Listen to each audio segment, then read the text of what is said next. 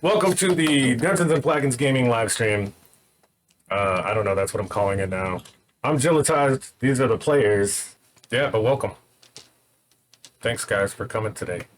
Hey. You're welcome. Thanks for having us. If you're in the chat, Keebler is always moderating, so hopefully she'll get back to you if you happen to say something in there.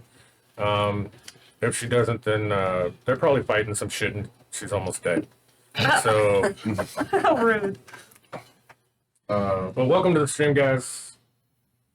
Marty, good to be back. Good to be back. It is good to be back at the table with my friends. Playing some D&D. So, I cast Magic Missile. Magic Missile Yes. on. Darkness. I cast darkness on his magic missiles. Okay, one of the busboys at work wanted to know about D&D. Oh, nice. Yeah. He wanted to know about D&D, and he wanted to know, how do you play it? What is it? So I said, and I just kind of used something from our campaign, right? So I was like, so you're going through the forest, and you hear a bunch of rumbling going on behind you in the bushes. What do? And immediately sparked his brain, and he's like, I don't know, 18 years old or something, but like immediately sparked his brain, and he's like, I run? And I'm like, that's a really good choice. So he starts running, and of course I want to get him into some sort of combat.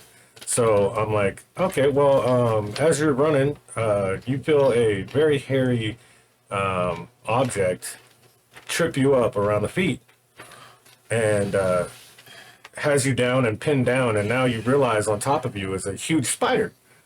And he's about to stick his fangs into your neck. What do you do? And this kid actually said, yeah, well, I punch it. So, and then I was like, oh, okay, you punch it. So you did, I don't have any dice on me. So you did 3 points of damage to this spider. And he goes, oh, okay, cool. And I said, yeah, so that's D&D. Right. And that was the end of the session, right? And then the very next time I worked with this kid, it was like 2 days later, he goes, hey, so what happens after this, and I'm like, great. oh, yeah, so you want to continue. So now, now once in a while, I'll just 5 minutes, I'll just be like, so now you're walking through a hallway, Let's LARP this. And you get out there. Yeah, you get out there and Go for it. you get out there and let's see you do it now.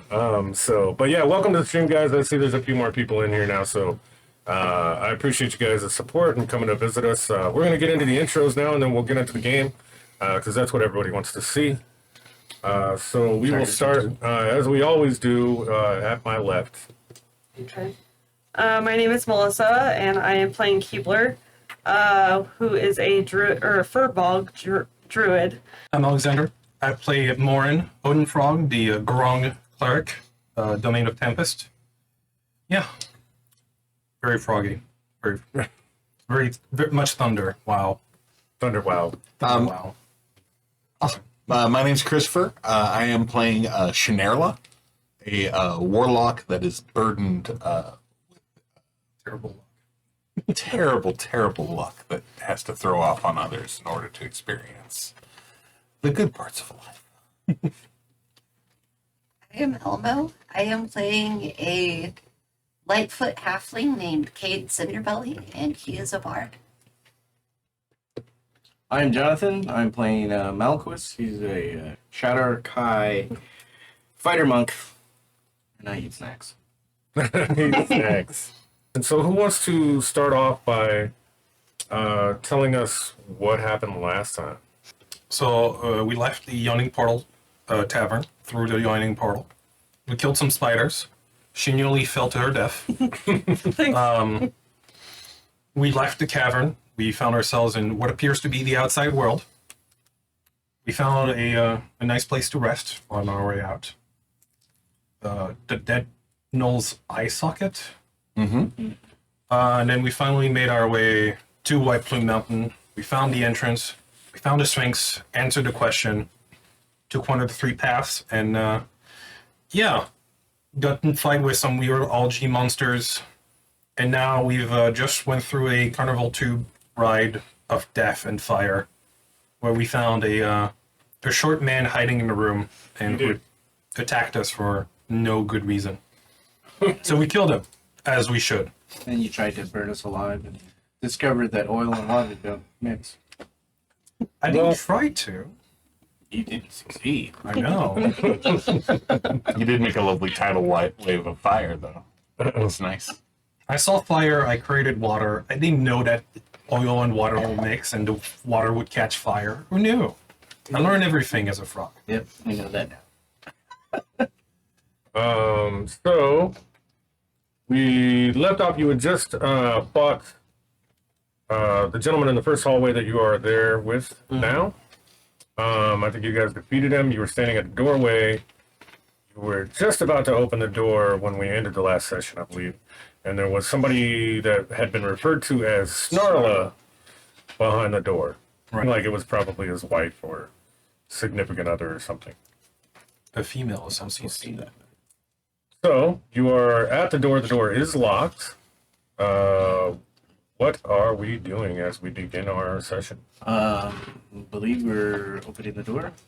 I shall We knock on already it. unlocked it. I think. I can't remember if we did that or not. I don't think that it's been unlocked. I think that it was still locked. I shall take my warhammer, tap on it, and say, "In the name of Thor, unlock this door and surrender immediately." And a voice from behind the door says, I would not advise you to open that door.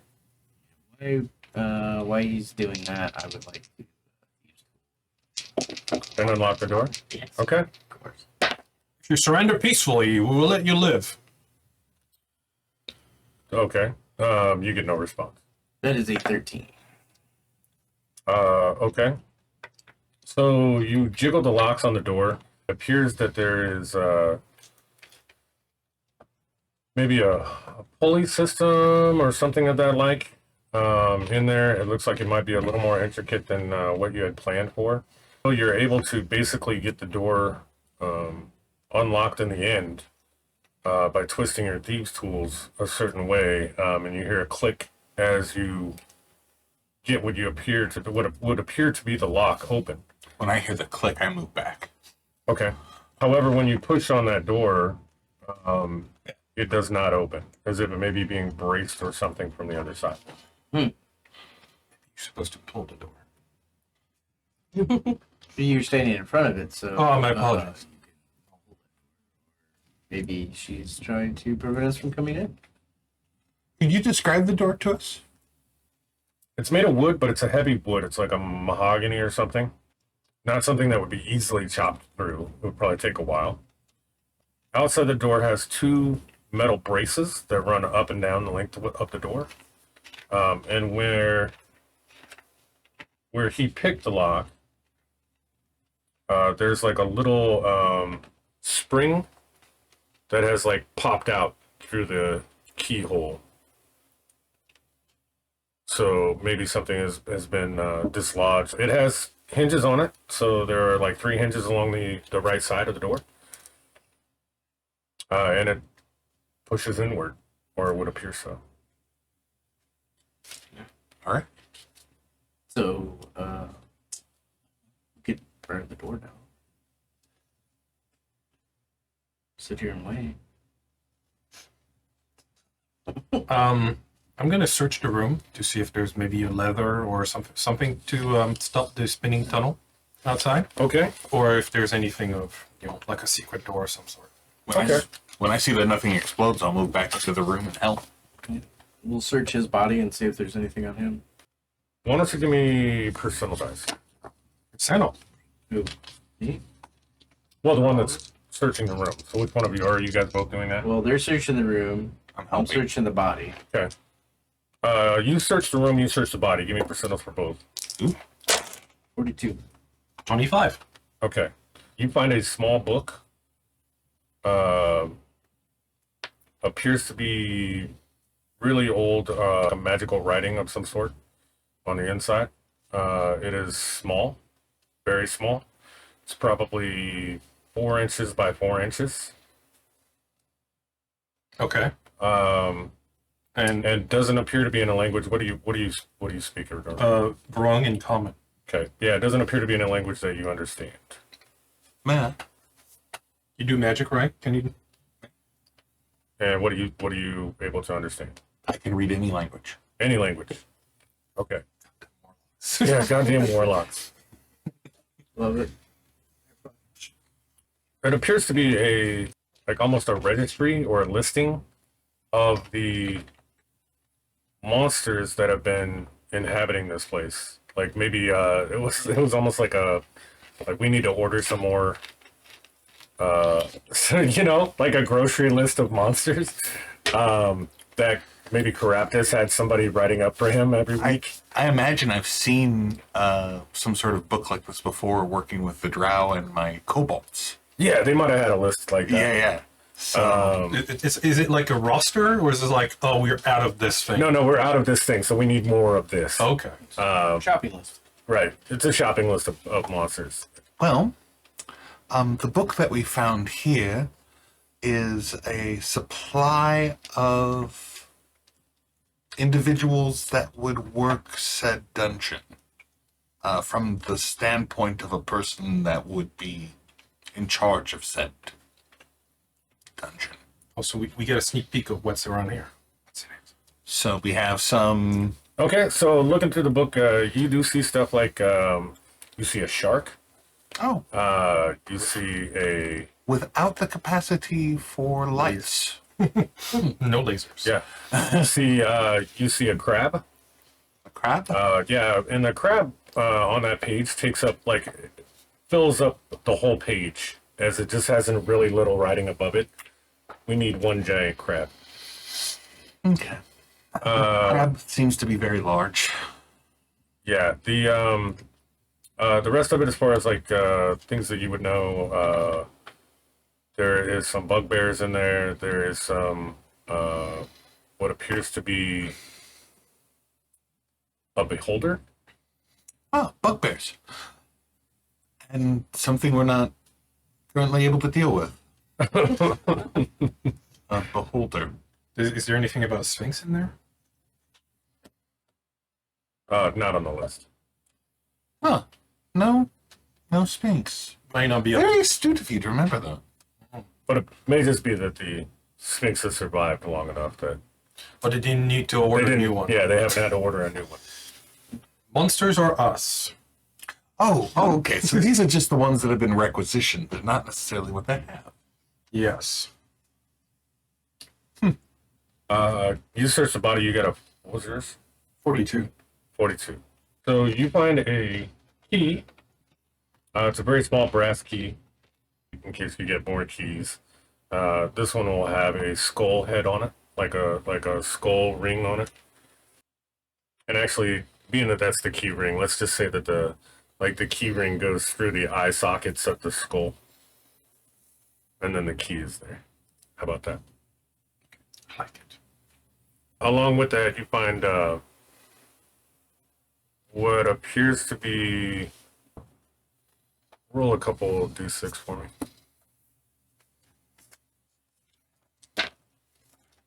6 and a 5. So 11 gold in his pocket.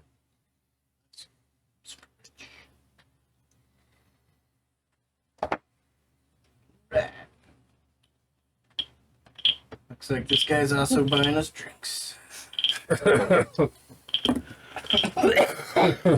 That frog is really hyper tonight. So what are we doing? She'll walk up to the door again and knock and be like, "Can you stop the tube outside?" Okay.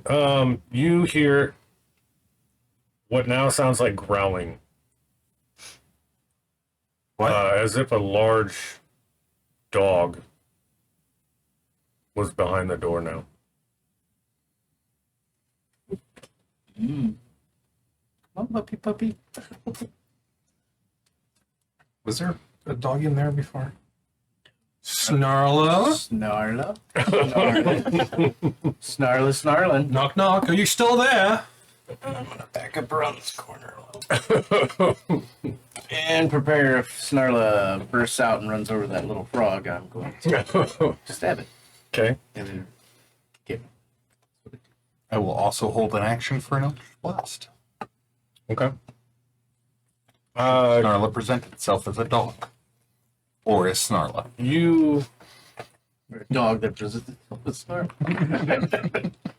I'm so Snarla. you I can't- hear the growls continue behind the door, and they get increasingly louder as you hear a few click clacks from behind the door, Like a door unlocking. like a door unlocking. I'm gonna take a 5 feet step back and hold my warhammer ready. I will prepare a vicious mockery or whatever comes through the door. All right. And the door starts to, you hear it kind of creaking, just like as it kind of slowly is opening, just under the weight of itself. It doesn't appear that anything's forcing it open, but it is now cracked open. I will reiterate as of before. If you surrender peacefully, we will let you live, civilian. Come on out and show yourself. So you don't hear anything to that. The growling has continued. Charge in there. You're protected by Thor. That's right. By Thor's might, I shall go and investigate. And I'll walk up to the door, push it wide open with my tiny feet. Kapow! And as soon as you push the door open, make a con save. 20. Okay.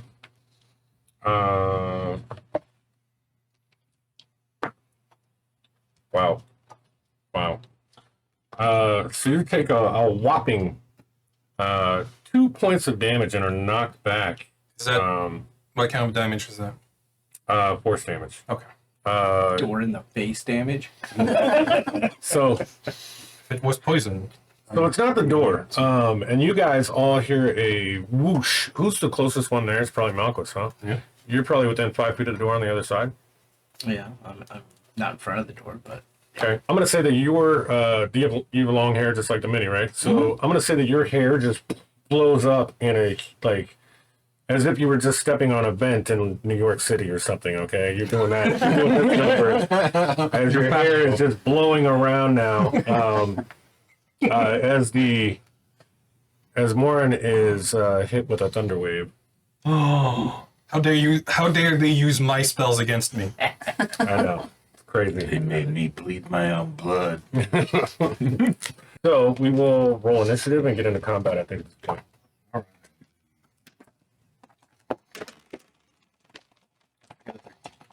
Well, there goes my net 20.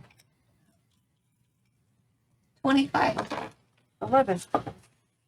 Oh, nice. The 20-sided die. So I got a 25, 11. Yeah, one Malchus, you got 13. yes, I did. And Warren, 22. 20. And Shanela, 10. 10. What is it again? 11. 11, 10. Okay. I'm just enjoying the win. All right. Will you hand me that box right behind you? Yeah. Thank you, thank you. Make sure you check out Stat Trackers. Not that I'm promoting, But they're cool. but they're cool. Top Dog Games. Link down in the doobly-doo. Let's see. Thanks for the follow, Jenny Joyo. Oh, Hey, hey, Jenny, how's it going? Welcome to the stream. Ping streams are pretty cool, by the way. Yeah, your paint stains are pretty cool. I saw you dance in a Rainbow Bride outfit. It was awesome. That is awesome. Cool. Amazing. Okay, so I'm just going to put a standard one up here. Because apparently they don't make one for this one. Or I misplaced it. So, And we have a new subscriber. Chance. Chance Shampoo. Yep. Oh, hey, Chance. Very nice. It's a buddy of mine. Thanks for the sub, man. nice. Appreciate it. Appreciate all the support. How embarrassing. How is that embarrassing, Jenny? That's what we do. We stream for people. No, They can watch us. I But think it The was dancing. probably a reference to the whole the dancing costume. oh, the dancing costume thing. Oh, well, that's what she does, man. I'm pretty sure she brightens a lot of people's days when she's doing that kind of stuff. Rainbow Pride outfit. Yeah, Maybe I was imagining something. I don't know. yeah. No, I'm pretty sure it was like Rainbow Bright, wasn't it? I thought Yeah. so. I think you were in that stream. I think it was. Maybe we had the wrong superhero. I don't know. Okay. I mean, that's what I'm saying. This is supposed to be a true to life D&D session, and sometimes you're just like, what the hell? Hey, you know what? I even found the stat block that I was looking for. So there we go. Hey. So everything's perfect. Okay, so this guy's gonna go on 15. So let's see, Malchus, what were you at? Was it 13? Yeah. Yeah, 13. I'm just trying to make sure I'm going in the right spot. Who could have foreseen this? Okay. Was aware. So, yeah, as the door goes open and you can see so you got knocked down then. So you can see from the floor that this creature that has been snarling at you is now probably 6 foot tall. Looks like a female wolf and is just growling profusely at you while like dripping all kinds of spit Saliva. and saliva. Yeah, that's just drooling off the teeth. Oh my god, it's gone rabid. Cade, you're gonna be up first. I will cast Tasha's Hideous Laughter, and I need a wisdom saving throw. Okay. Ginny Jojo has been gifting subs. Oh, So. very nice, very nice. Appreciate that. Thank you, Jenny. So what? You want me to trade it out for something with claws? You said it was a con. Yeah, Wisdom. Wisdom. Wisdom. So wisdom is gonna be 16. That's That not a makes werewolf. it. That makes it Nothing happens. okay. Like you laugh at it, right? Any other movement or anything like that? Nope. Okay. Morin, you're gonna be up. I'm gonna stand up. I'm gonna try and squeeze around it by maybe using the walls to climb around. Okay. And then when I'm getting into behind it, I will use Sacred Flame on it. I believe that's a Constitution check. Okay. DC 13. That con save is gonna fail. Awesome. Double check though. No, it was a dex save. Sorry. Dex save? Yeah. Still gonna be a 5. All right, cool. It takes 1d8 radiant damage. It takes a whopping 1 radiant. Woohoo! 1 radiant. Yep. Then we have Snarla. Or what would appear to be Snarla. Can I By the take way, one? yeah, by the way, the clothing that Snarla would have worn are like almost standing in a pile underneath her. Is there anything else in this room other than this weird furry creature? There is. There's in the far corner. There's a chest, Mm-hmm. and some lamps and sundry stuff. Looks like a small bed. Right. This might have been the sleeping quarters or something for this couple. Okay. So there's some tapestries and things on the wall and some Who the heck lives down here? couple lamps. Yeah, they've made this home, All right. or somebody's made them make this home. Good employee benefits then. Yeah. All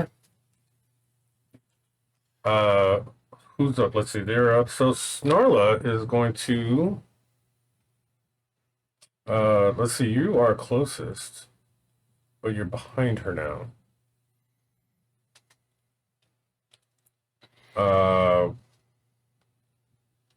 We're gonna say that in a fit of rage, she charges through the door, and is going to attempt to attack the first person that she sees behind the door. So that's gonna be Malchus.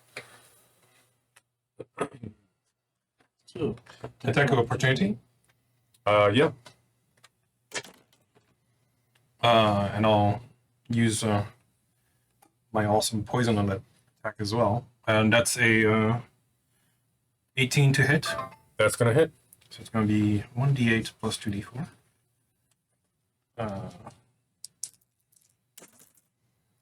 So that's 7 bashing, Oh. bludgeoning, and then 5 poison damage for a total of 12. Whoa, Oh, hang on, plus strength. So 13. 13. Nice solid thrashing on the way by. Gnarla goes to make the attack. Holy power. 21 to hit on Malthus. It's going to be a claw attack.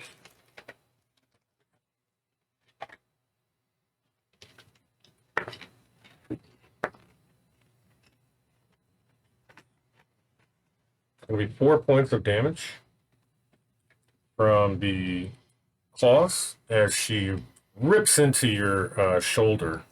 And her claws come down and just start to make a mangled mess of your shoulder there. Malchus, you're up next. Sure, stabby kick. Kick, stab. Ooh. I don't think 9 is gonna hit. 9 is not going to hit. Okay, 21. 21 hits. All right, that's 6 points of boot to the head damage as I feign with my sword and then boot to the head. Okay. All right. That's what I was planning on doing. It was all part of your clever ruse. It is. Keebler, you're going to be up next. Okay, I'm gonna do my favorite cantrip, Okay. frostbite. Okay. So I need a con save from you. Okay.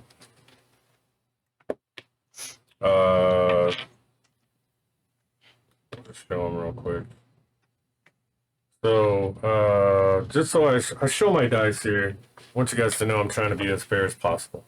So that's a 19 plus, it was con, right? Plus 2, Yeah. so 21. So I made the Okay, save. yeah. Oh, but does it do anything? Only a couple cantrips that do things on That yeah. fails. That's There are some strange incantations that come from the back hallway, and an Eldritch Blast flies out for a 26 for 5 damage. Okay. Nice. Solid. Kate, you're up. And I'm like to use and interact with objects to write in the book. We'll need a werewolf. Is now scrolled into the shopping list. I will try to shoot it with my short bow. And will fail with the nat 1. Oh, I need you to roll percentiles, please. Guess who's right behind the creature in line of fire? Sorry. We'll see. Humble. Fortunately, you guys are about the same height. 22. 22. So, your weapon jams. Let's say that we'll just say it unstrings. Okay. As your bow kind of, the top just goes twing and the string comes off of it. It's going to take an action to repair it before it's able to be used again. Okay. Okay? I like the idea of a short bow with an arrow just stuck in it. It's like It looks like it's made out of 2 twigs as well. you should say it's so far, like the arrow got planted in the actual bow, so it's like it's overextended with the arrow stuck in the middle. It's jammed. Who's up next? It's going to be Morin, right? Yeah. Morin, you're up. So I'm gonna spring back and then try to do another melee attack. Okay. There's no flanking going on. So take it. Thanks for watching from Old Chicago. 18 to hit. 18's going to hit. DC 12 con check. Yep. Poison.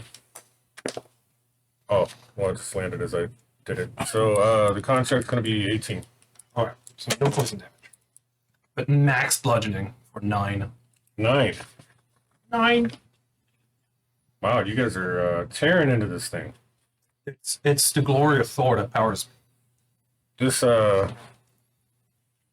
seeming wolf is starting to take some damage now and appears to be showing some signs of blood spurting out of it and stuff on a couple of limbs. See? She should have surrendered. It's actually raged now and is attempting to turn around to bite you. Yeah, for the large hit, I think you and probably Keebler are going to get opportunity attacks as it turns its back. Okay. All right? So it is turning this way and biting at you. The 22. 22 is going to hit. 14. 14 is going to hit. 4 damage. 5. All right, 18 to hit. It matches my AC. Okay. Roll for poison. It's a DC 12. DC 12. Con check. It's going to fail. It's poisoned. You give it the status or the damage? It gives the status. Ooh, nice. When I attack, it's damage. Okay. They're two separate. So that gives him disadvantage on attacks. Oh, Yep. wait. And ability So I'm checks. doing, That's saucy. Yeah. Poisons? Status is going to do. you were going to take, actually, let's see. It's poisoned for 1 minute. You need to make a con save. Me? Yeah. 18. Oh, okay. Pretty far from And, that joke. but you are going to take 6 points of bite damage All right. as its fangs bite into you on your little frog leg. I'm down. And you hear just a shriek as she comes down on your leg, and it's just like as she bites down and clamps down Okay. hard. Malchus, Stabby, stabby punch. Stabby punch. stabby, stabby. Stabbity, stabbity. Roll for attackity. That's a 16. 16's gonna hit. And that's a 13. 13. Yep. Yeah, both of them. Oh, Ooh, nice. Low AC. So what are we doing for attacks on this? Then? stabbing and punching. Okay, That's what I do. that's good. Hey, look at that. It's the same damage each time. So it's 14 damage altogether. 14 damage altogether. Mhm. Describe your killing blow on this wolf-like creature. So, well, to continue things as they usually work out, I like the idea of getting my kind of reaching forward as it's humped down to bite his leg, right? So I go to stab it in the back, but as I do that, I just put my elbow right into those kidneys and that back spine, makes her arch back and jams into my sword. Nice. So again, you fainted the sword That's right. as they fall into your sword. That's right. She backed up into my sword. What an unfortunate accident. It's so neat that you're constantly killing them without actually being the one supposedly killing them. It's just weird how that works out. That's the way it works out in the streets and the alleys. See, what happened is she reacted badly to my poison, and then she kind of, oh my god, it's poisonous, and just walked into your sword backwards. Yeah. Yeah. I had a similar incident when I was younger. One time, a guy fell onto my knife like 17 times. It's terrible. My drow says the more things change, the more they stay the same. Leave a bunch of people explain murder is commonplace. And I run into a bunch of people explain murder is commonplace. So I will take Snarla. See? Yep. We'll be cheering everyone and congratulating them because everything I tried to do failed. Don't thank, did great. don't thank me. Thank Thor. I will thank Loki first. All right. It's all about distraction. We really help distract it so that we can land our kill. That's what it is. So what are we doing now? Well, go through Snarla's closed pile. See if Okay. there's anything worthwhile in there. Does it refer? It does. It reverts back to a human form after you guys kill it. It was definitely a werewolf. Most likely, had you not passed that con save, you would have been cursed. Awesome. So, good job on that. Not getting cursed by a werewolf tonight. You look through the pile of clothing, and another small book falls out of the clothing. Nerd. This way. Did you say nerd? Yeah. Nerd, here's another book. Thanks, Jock. So the so another small book that looks leather bound, whatnot. It does have a clasp on it. I'll open it up. Facing it towards Morin. I'm gonna go. Well, actually, the furball's closest. So That is true. I have. Okay. no, I'll do it towards the tunnel. Tunnel. Okay. Towards the tunnel out behind you. Let me make a dexterity saving throw. Why are you doing this? Oh, I got it. Why don't the rest of you check out the room? You guys can also do things. 7. 7.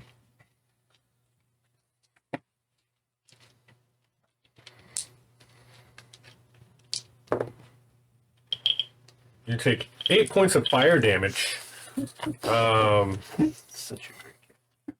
8 points of fire damage as the book, as you open the book even away from you, the runes that were carved inside of it explode out in a fury, and the ball of flame backlashes around the book and singes your hands quite severely. Okay. And then the fireball blast kind of goes out into the room ahead, and then you see smoke. The remaining parts of the book basically fall out of your hands as you drop it from the explosion. When it hits the ground, you see one page ever so lightly floating down to the floor that appears to still be left.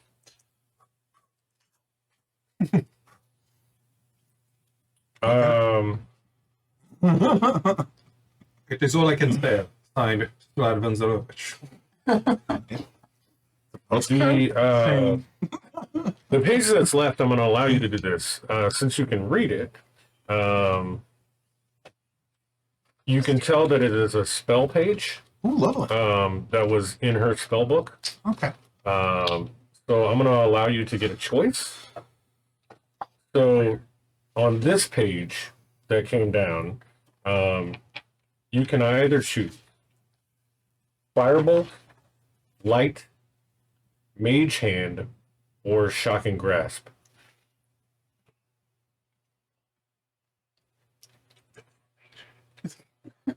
Well, I'm gonna get when I cross class into sorcerer, I'm gonna get 4 more cantrips. I really don't need a cantrip. You're like, I don't need a cantrip.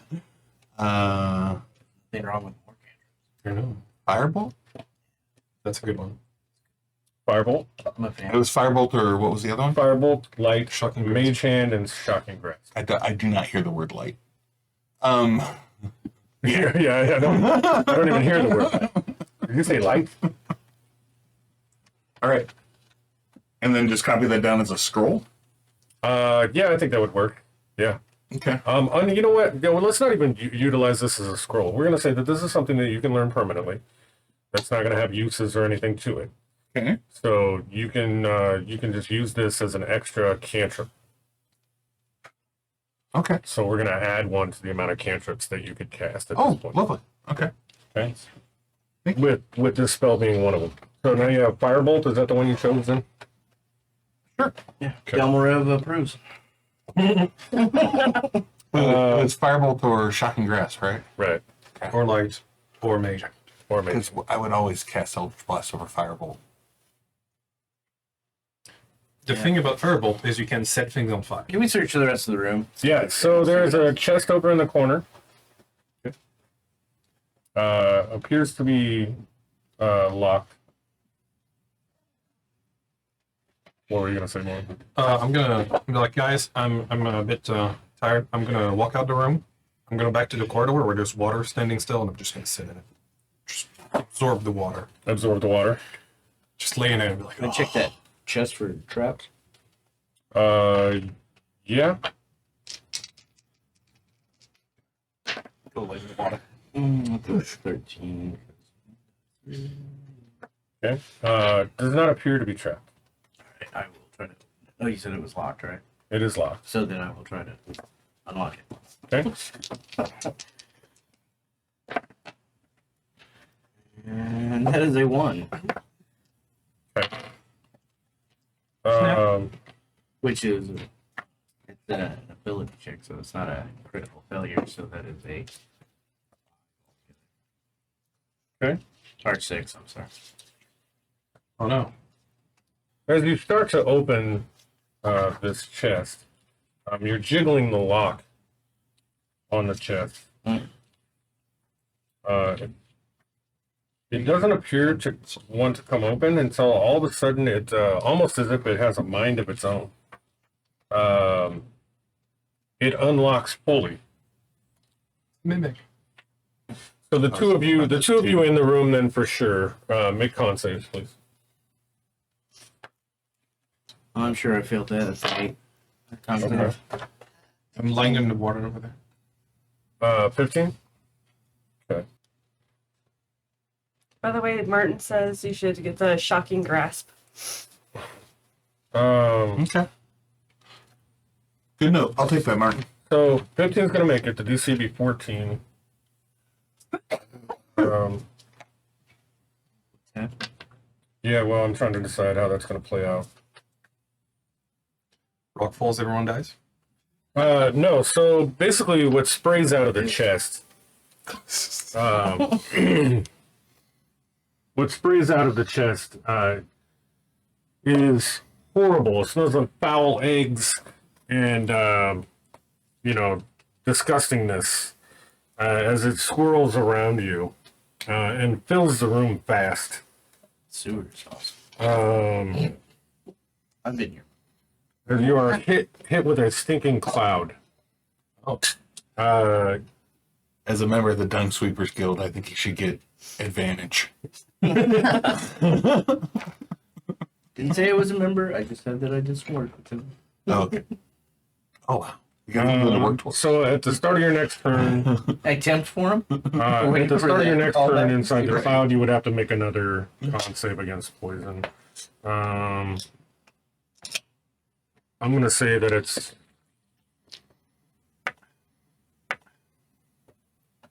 So you're just going to take half. You're going to take 1 point, and you're going to take 2 from this cloud of, the stinking cloud and the poison damage that it exudes from its foul odor I'm scared for a moment. as that goes off. Can I grab the chest and get out of there? And dip.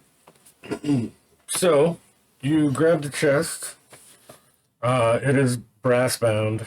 You do notice too, as you're leaving out of here in a hurry, that this place was actually quite beautifully decorated. Up at the tops of the, as you're turning to leave, you just notice that there's some really engraved inlays on the tops of the walls and around the ceiling.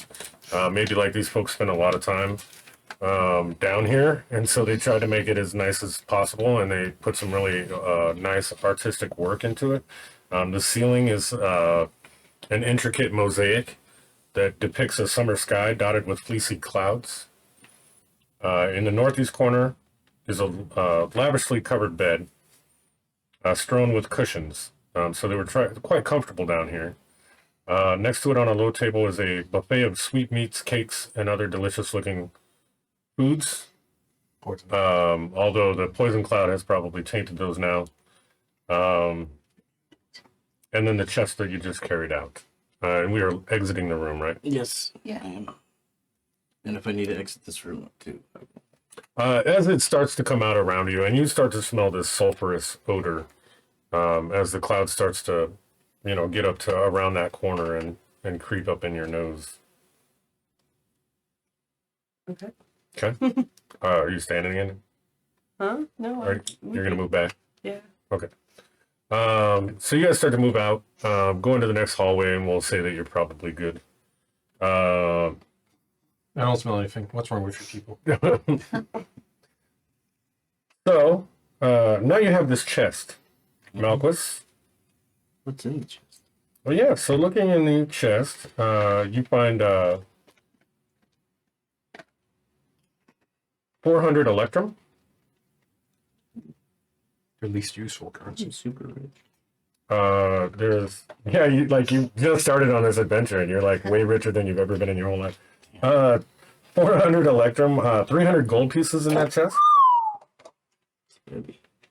And there are 7 gems, and we will say that they are all sapphires. The sapphires are worth 1,300 gold. Altogether. Yeah.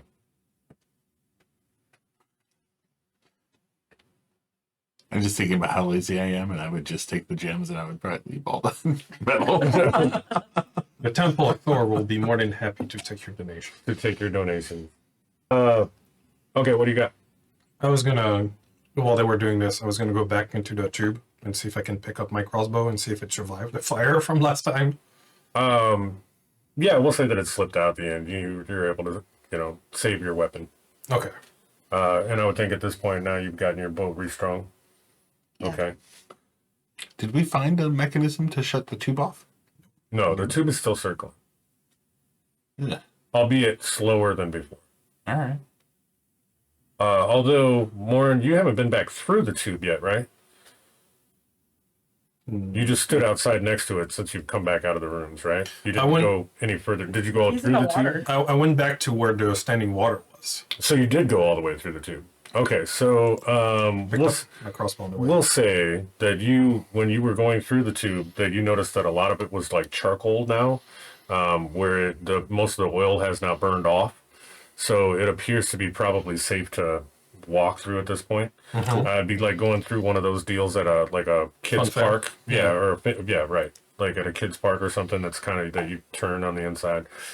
So you just kind of have to walk through that, and it wouldn't necessarily be difficult for I don't think any of you really. With the charcoal and stuff that's on the ground now, you guys could probably make some traction. All right. All right. So we get back through the tube. Then is that the way we're going? Then doesn't appear to be any other exits out of this 2-room area. Another way to go, I don't think so. Go back to the long hall.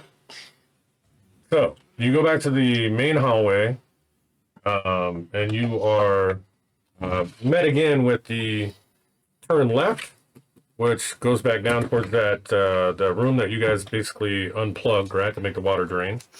So the room full of kelpies would be first if you look back down. So you There's have still one in there for sure. yeah. So there was a sleeping kelpie in that room Yep. that you came from, and then to your right you have what appears to be locked iron door. Go check out that door. I'm really quite badly hurt. I think we should find a safe-ish place to take a rest. Back in the stinky club. Well, He's I gotta can use my disappear cure sometime. wounds on you. Oh, could you? I don't know exactly how it works, so. You roll a d8 and be careful where you put your hand on me because I'm poisonous. Oh, that's right. It is a touch. Yeah. So wait, is there Right. safe spots to touch you for stuff like that? I'm gonna say yes because I can also do cure wounds. So I'm gonna say as long as you touch one of the closed part or one of the Okay. the wrapped part of my Right, arm, right. it's safe. Take to touch his mouth. In the inside of the mouth. As long as you're not going skin to skin or something. Don't Just touch the hand- head. Yeah. Okay, so wherever it's safe, Okay. I will. Just imagining his So what? tongue sticking out. 8 plus. Oh, Your spellcasting. spellcasting modifier. Yeah. Yep, so. Like a Yeah. dog when you grab a dog. Or, wait, So you're a wisdom, right? yeah. So +4. It's 12. Oh, 12. Okay, Wow. 12. Yeah. There Impressive. you go. So let's check out the door. See if there's any traps or anything. Try the key on This this. won't be bait for Yeah. But I'm gonna check it for traps first. All right. Because that's been so. So let me describe the doors for you. The door along the corridor is made of thick metal. The edges are flanged so that they overlap the door jamb on the north side, and thus can be opened only by pivoting them to like inward away from you, I guess. Yeah, go ahead and roll. 15. Okay, so you are able to jimmy. You're using like sleight of hand or pick lock. I'm just checking to see if there's Traps. Okay, so traps, you find no trap. All right, I will try the brass key and see if that works, or the skull key, or whatever it is. Yep, it's a brass skull key. I'll Okay. try that. See if that works on it. Aha! Learn. Yeah, so as you attempt to turn that lock open, Sweet. and you get like a rush almost of air that comes out into your face, almost as if like it's pressurized in here in some way, or there was like some sort of Lean into. some sort of vacuum or something that happened when the door closed. So there was a bunch of air trapped in here, and it appears to have wafted past you. It doesn't smell great. Kind of like dead fish, and probably dead fish and mold. Oh, okay. I will look up as your hair floats over me. Yeah, Fabio. The old commercials. The 80s were great. Okay, so What do we see after that? you see another door. Sweet. Let's go check that one out and use the brass key on that. Okay. And you successfully get through that door with the brass key again, and you get another flood of air as it wafts past you. As you are each series of blasts of air now being this is the second one. You can tell that the pressure is getting stronger. Ooh, stronger. The air pressure is getting stronger. Whatever the vacuum was that was in that space is stronger in the next room. Okay. Ahead of you, another probably 15 feet is another metal door. Who built this place? This. Oh wait, a Mad Mage. Another door. I don't know if he was a mad mage. I mean, he was mad, but I think not mad. Angry? Yeah, angry. Don't dig angry. Don't Jerk, jerk. jerk mage. Doesn't quite have the same ring, you know. Disgruntled. Disgruntled. Jerk mage. Jerk mage. I will also try this Jerky door. mage? Why not? It's working. Okay. It's been working so far. All right. So Find out what happened. yeah. So you are able to key this door, and it appears to be opening until it kind of jams shut. There may be something behind it. You're probably going to need a little more effort to get this door open. However, as you do that, you hear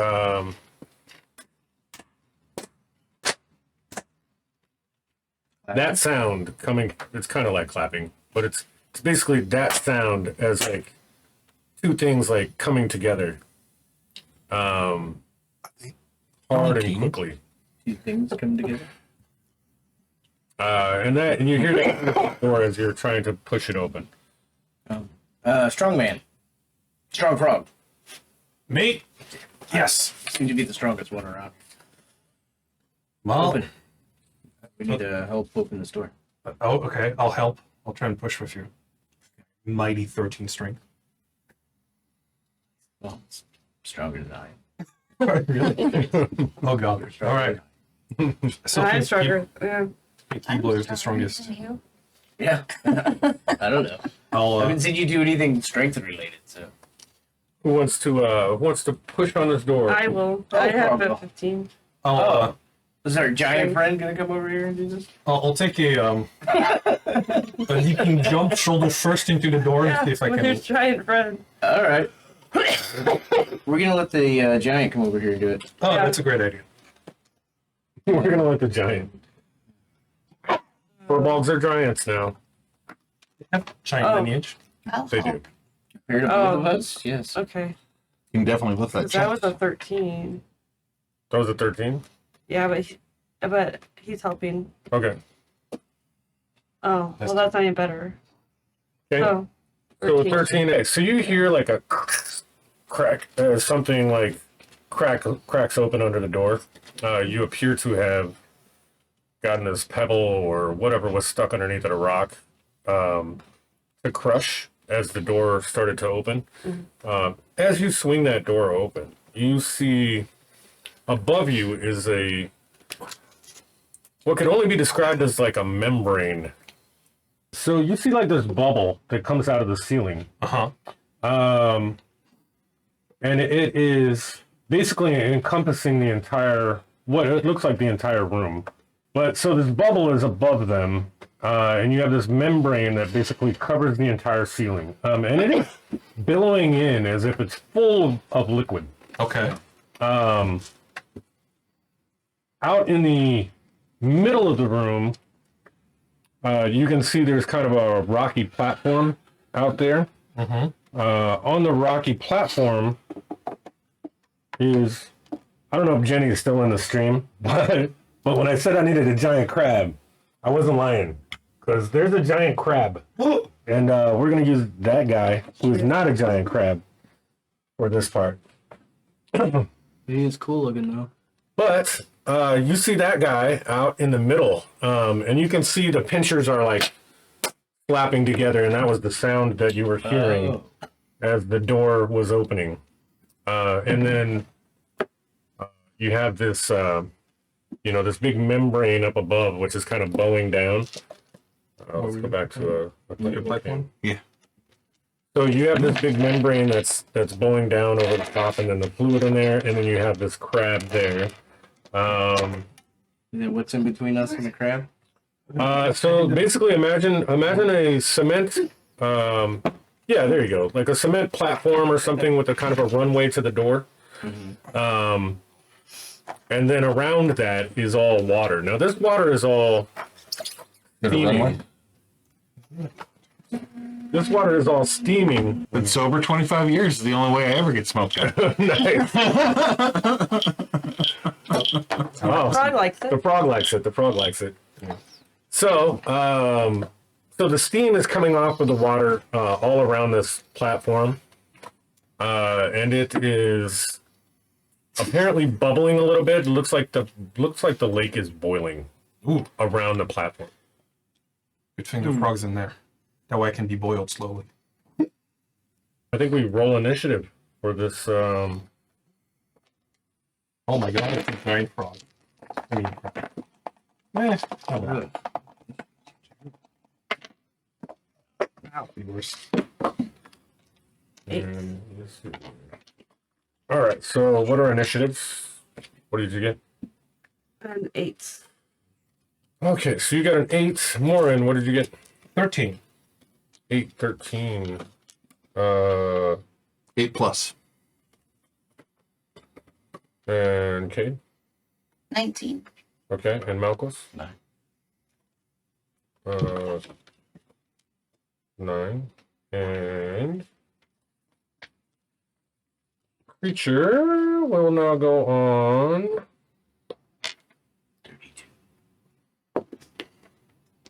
3. We took it by surprise somehow. So, yeah, so creature's back Oh, here. they're dancing, playing castanets. Yeah, so it apparently was just clicking, clacking its claws, and not paying any attention to you Crab yoga. as you guys push this door open. Yeah, all that, and it had no idea. You know that Crab Brave music everyone likes so much? It's just him doing the Crab Brave dance. With its back facing us.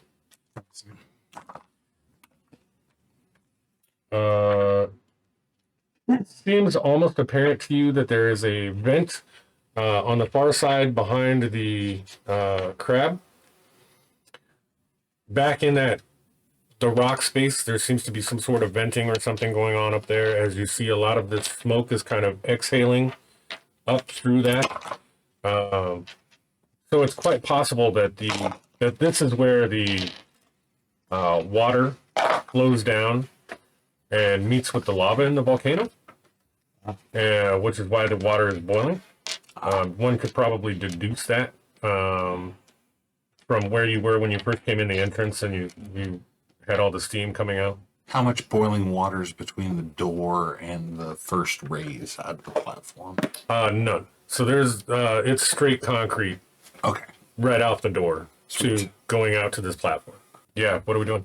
I'd like to remind everybody of the spoon thing that we were given.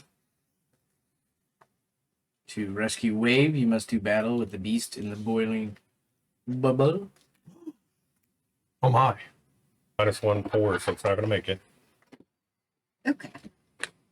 Oh. Boy, shocker.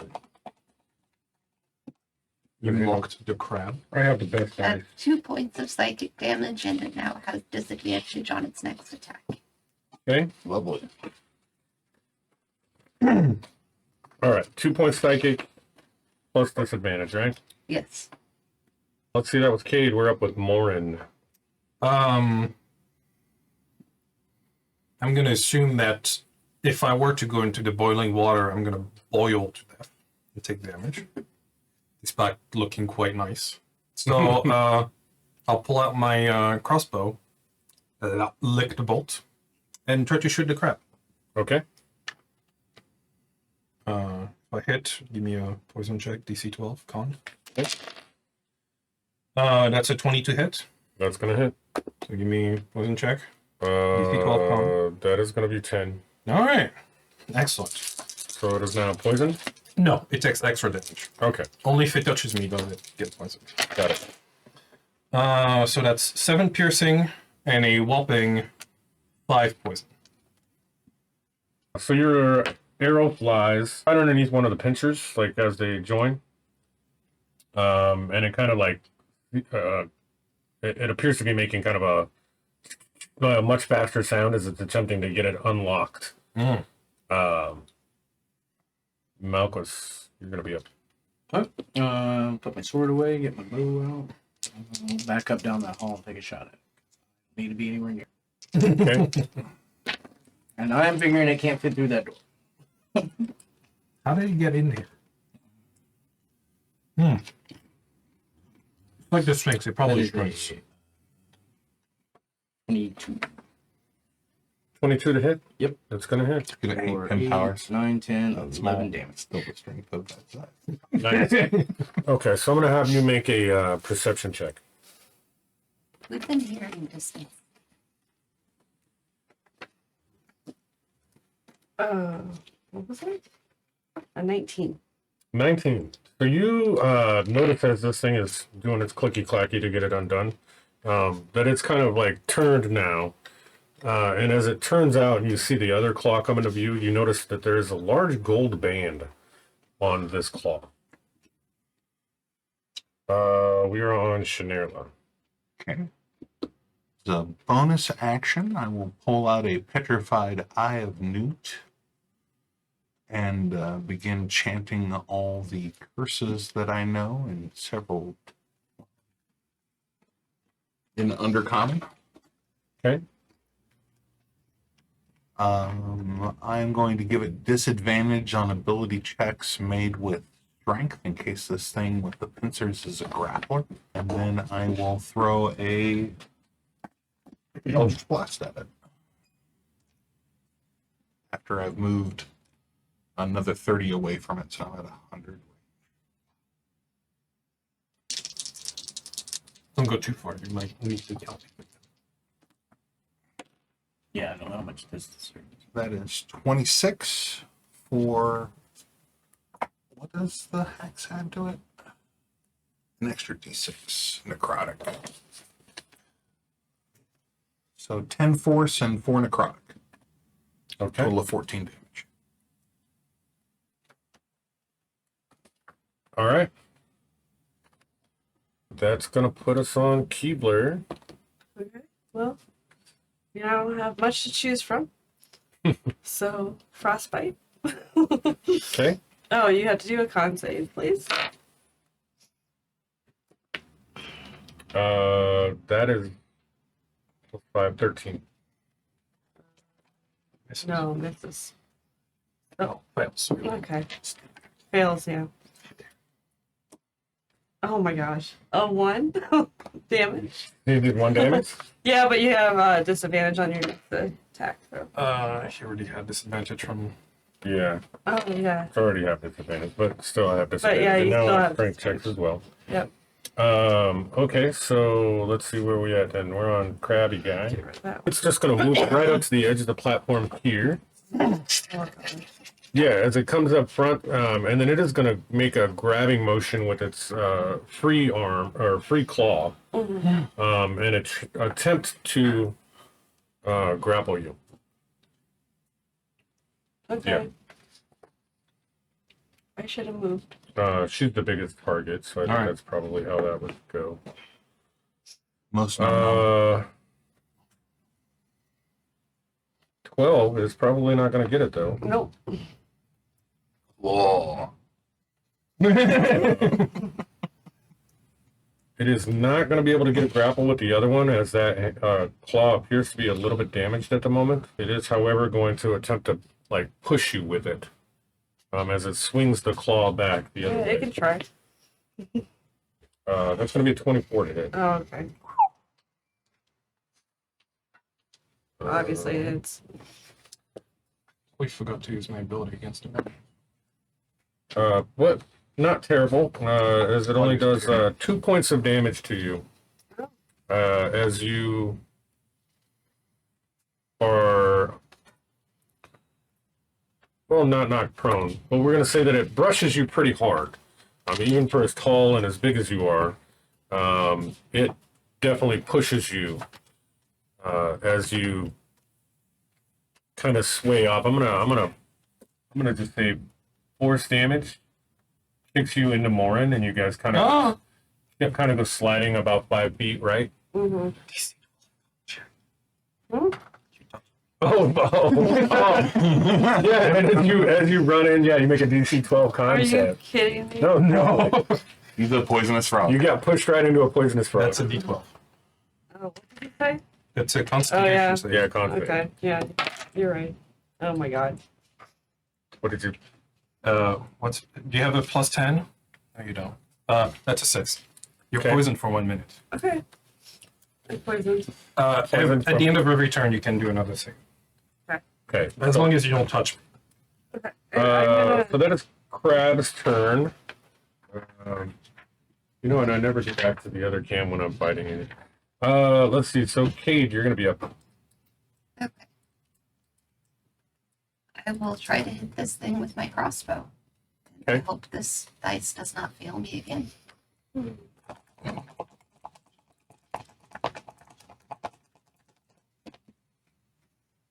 3 sessions in. Poison one of the players. Yes. That's an 11 to hit. Sorry. You're not sorry. It's okay. 11 is not going to hit. I'm just happy Okay. that we haven't gone to survival mode and needed to eat your legs. I will move back a little bit, and that will be the end of my turn. I'll just sit on you and crush you. Ribbit. Where are we at now, Morin? I will unbury myself from my friend and be like, I'm sorry. And I'll run around the creature. Okay. Flanking going on. Now, as you run around, you're skirting the side of that, right? Yeah. Why don't you want to make a acrobatics check as you go along the edge of that concrete around the crab, as it takes up most of the space. I have climbing speed. Okay. Give me any sort of Go ahead and take advantage on the roll. Alright. 20 Okay. on the dice. Perfect. So 22. you skirt around this thing and get to the backside of it and do what? I'm gonna attack it from behind with my warhammer. Okay. And I'll poison it. It'll give me a, if I hit you again. 22 will hit, no problem. Yeah. Give me a con save DC 12. Give you 14. All right. Saves. That's a 7 bludgeoning damage. Oh, I need to roll it. Okay. And that's my action. Malchus. Don't worry, guys. I got it flanked. Take another shot. Okay. And I forgot to ask you. It's 24 for 7 damage. 24 for 7 damage. Yep.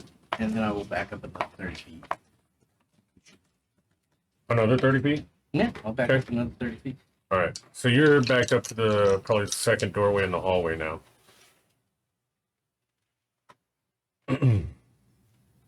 Or maybe even more. Did you go 30 feet the first time? We were back there. I mean, Yeah. So we'll say you're at the first door. Okay. Okay. Going down that hallway. So there's the other two doorways in front of you now. 600 feet. Yeah. Shanerla, you're gonna be up. Not calling that far. Not going Does a 10 hit? 10 does not. I miss. back to the top. Anything else from you? No. Okay. Keebler, you're up. Okay. Yep. You know what I'm gonna do, so.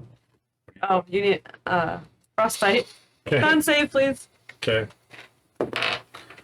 That one's gonna make it. That's 18. Alright. Do a con check. Oh yeah. Oh yeah, for the poison. Yeah. Oh, You passed. You no longer Yeah. poisoned. cool. Sweet. So you didn't take any poison damage. No, it's just status It's effects just- poison. yeah. Oh, got it. And I would like to move back actually a little bit. So If you Or move can back, I? it's an attack of opportunity. yeah, Oh, if you yeah, move it back, is. it's Never gonna mind. get out of Yep. its range. So You can spend a full action too. yeah, but yeah, you can disengage next time or something. to get Yep. out. Leave the frog by himself. Well, you poisoned me for a bit. Sorry. This crab is going to continue to kind of lean on you. It looks like as you're still there in front of it, and it is going to make its first attack. 9. Let's see. That's going to be 18 to hit. Yeah. It hits. Okay. And that is going to be for 7 points of damage. As it Like you. hit you with a bad claw.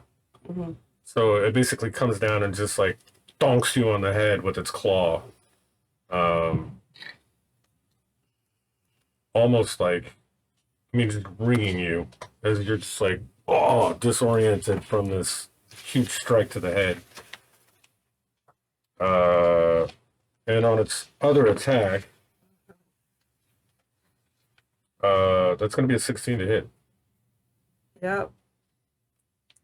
If it's any more than 4, then It's 3 points of damage. 1 hit point left. And you are, I have a cantrip told spirit to dying. Don't worry. You yeah. may be out, but you won't be I dead. used all my cure wounds on everyone else. So, You fall over in the boiling. and you see this thing start to. You start to see like little bits of kind of how if you were cracking crab meat, you would see little white shreds of what looks like cooked meat coming out of it. Yeah. You kind of see that from a couple of the joints where it's been hit by arrows and things. So you can tell at this point that it's been hurt a little bit. A little bit. Yeah, and we're gonna go top of the order, Cade. I will try to viciously mock this thing. I need a wisdom saving throw. Okay. What are you saying to it? How are you mocking it? I would tell it that it's missing the sight of garlic butter. Okay. I hope that big or yellow dome is filled with butter. It's butter. Nasty. The save is going to be 22, so I think it's going to make it. That makes it.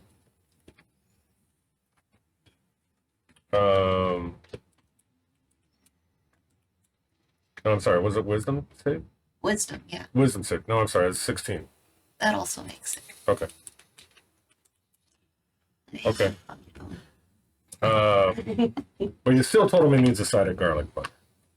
Yes. So that's pretty good. Morin, you're up. What exactly is in the bubble above us? So inspecting it further, you would see a clear, almost a clear membrane. Appears to be, I mean, it looks probably like it's clear water. I mean, but it's, bubbly, it's warm, it's hot. It's probably some of the steam has, settled down into whatever this is. And it appears to be like creeping down into the room and into a bubble, and it kind of feeling the whole ceiling with this membrane. So maybe give me an intelligence roll. Oh. Okay. 3. Okay, exactly what I described is what you think. It's like a giant egg. All right. I'm not gonna mess around with it. I'll do it. I'll just keep whacking this thing that seems to be ignoring me, even though hitting its butt. Okay. I'm flanking with Keebler. It's not a 20, but that's fine. 17 plus 3 is a 20 to hit. Okay. Give me a DC 12 con check. That's gonna be a 9, so it's not gonna make it. Aha! Extra poison damage. Oh, not good enough, no. So I do 5 bludgeoning and an extra 3 poison. So 8 total.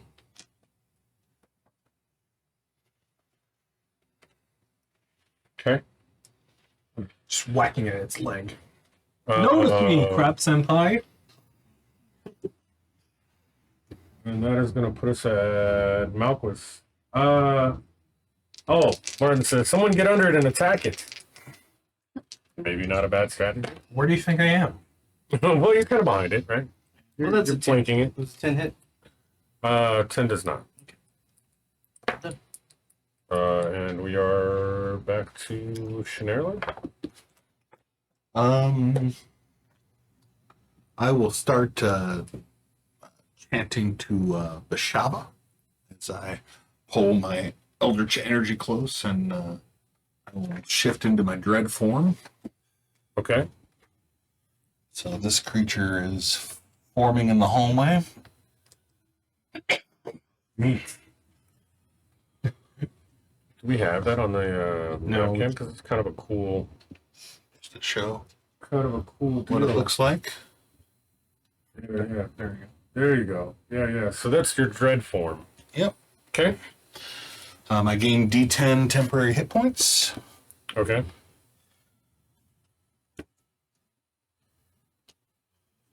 Ooh, a whole 2.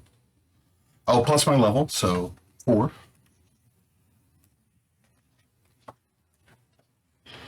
And on a hit, it's going to need to make a wisdom save. Okay. Scared of you? Yeah, or be frightened and not be able to move towards me, so if Keebler runs down the hallway, it won't be able to follow. Okay. So that's a 19. That hit. Yep. That's gonna hit. So make a wisdom save DC 15. That's gonna be 5. It's not gonna make it. So it is got the frightened effect, Okay. and it takes 4 damage from my Eldritch Blast. And is now frightened. It's gonna run away and tremble. So you see this creature kind of like. How many people have seen the Dark Crystal? Okay. We know about the Gotham or the Gartham that he pulls out that are like the crab creatures. Yeah. And they kind of like with their little feet underneath the shell body. That's kind of what this creature does. Almost like just like intensely frustrated with the situation.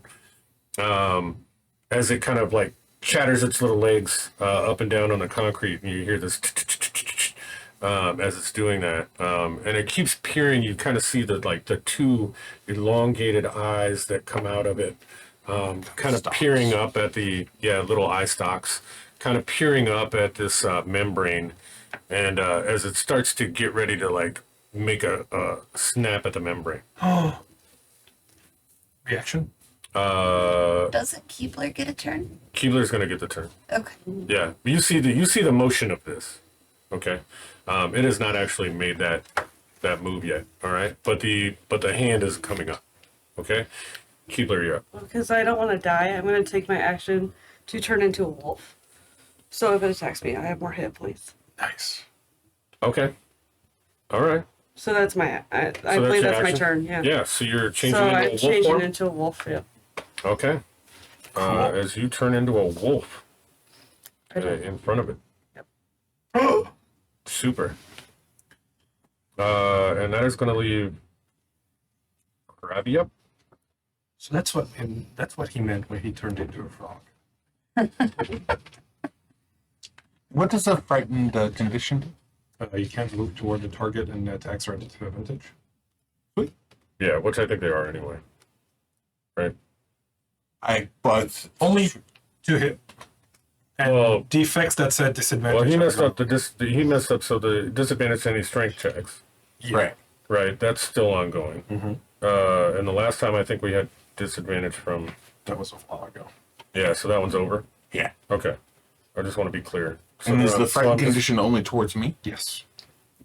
Okay, The creature you're frightened. If I'm scared of her, I can still hit you. As long as it's. so I think it's going to attempt to Afraid make attacks on the membrane itself. Oh! And Eric. we're going to go to dice cam here, and that is an 8, so that is not going to penetrate the membrane. And as it goes with its second, that is a 12, which is also not going to penetrate the membrane. Insane in the membrane. Yeah, so you see this thing is clearly now, well, let's see. You're far off enough that you would probably be able to, like, evaluate the situation. Why don't you go ahead and make a perception check? Sure. 11. 11. So you can tell now that, well, you get the feeling or the sense. Maybe while you're in your dread form, you get a little more of a connection with this beast. Okay. And you kind of get the feeling that all this clamoring and stammering about with the legs is fear, right? Which you're putting off anyway. And so you sense that this creature is basically trying to maybe do something that's going to be really bad by clipping this membrane, right? And as you see the hands go up for those two attacks, you kind of get a sense that that would be a bad thing, where this All right. could puncture. Right. Okay. We are up at the top of the order, and we are on Cade. I'm going to cast sleep. Okay.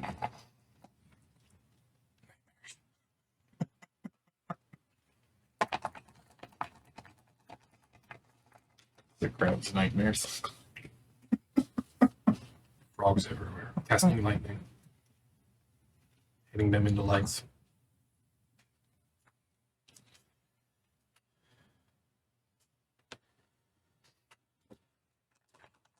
In one of my games, we actually waited until Beholder fell asleep and cast Dream on it, so he could dream of a very specific We're Beholder at 26 hit points. that would attack him. So you casted sleep on it. Yes. Okay. And then did I have a save on that? How much? If it has less HP than whatever Elmo. Oh, told for you. 26 hit points? Yes. It is so close. It is so close. If it has more than that, it doesn't fall asleep.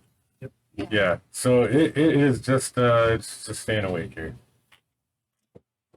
Good try. But that was one hell of a shot. Yeah. Well, And I'm gonna say that it is slowed.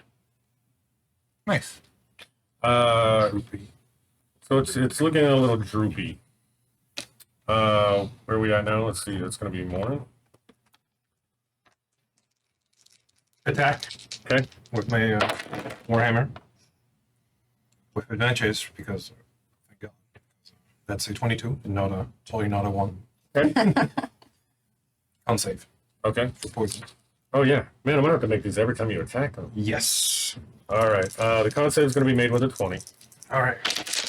We'll ignore the 2d4s. That's just 6 bludgeoning. Okay. Did I kill it? Oh, wait. No. But again, you feel like it's probably slowed down a little bit. You guys are all probably getting a sense that you're wearing it down. Let's see. Malbrook, you're up next.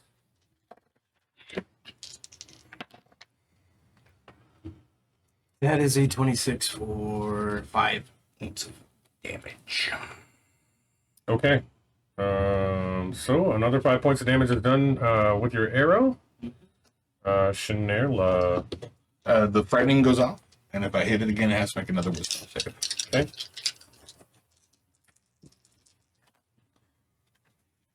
No one has taken 13? advantage of my poison skin. 13 to hit. Hmm? It's gonna miss. Okay. I'll try to shoot you, but you can stab it with my arrow. So it's no longer frightened. Okay. And you're done? I have no bonus action that I would like to use, so yeah. Okay. Keebler, you're up. Okay. I'm going to bite. You're gonna bite it. Wolf form. Yep. Tearing off a crab leg. Woof woof. So that is 17 to hit. That's gonna hit. Because you bite it in wolf form.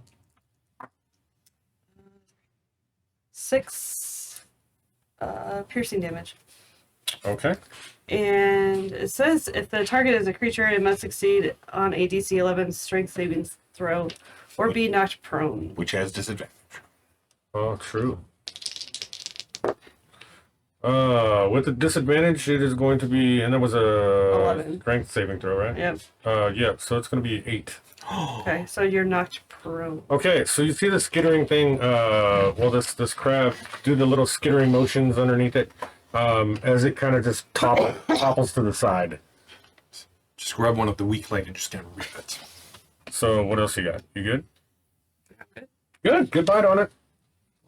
It is not prone. Did he take damage from that as well then? 6. 6. Okay, I think Yeah. I got that. Yep, I got it. Thanks for remembering. Okay. Well, it is going to spend this action attempting to right itself. It's half its movement speed. Yeah, so it's gonna wiggle and then finally like kick itself back up. It is going to make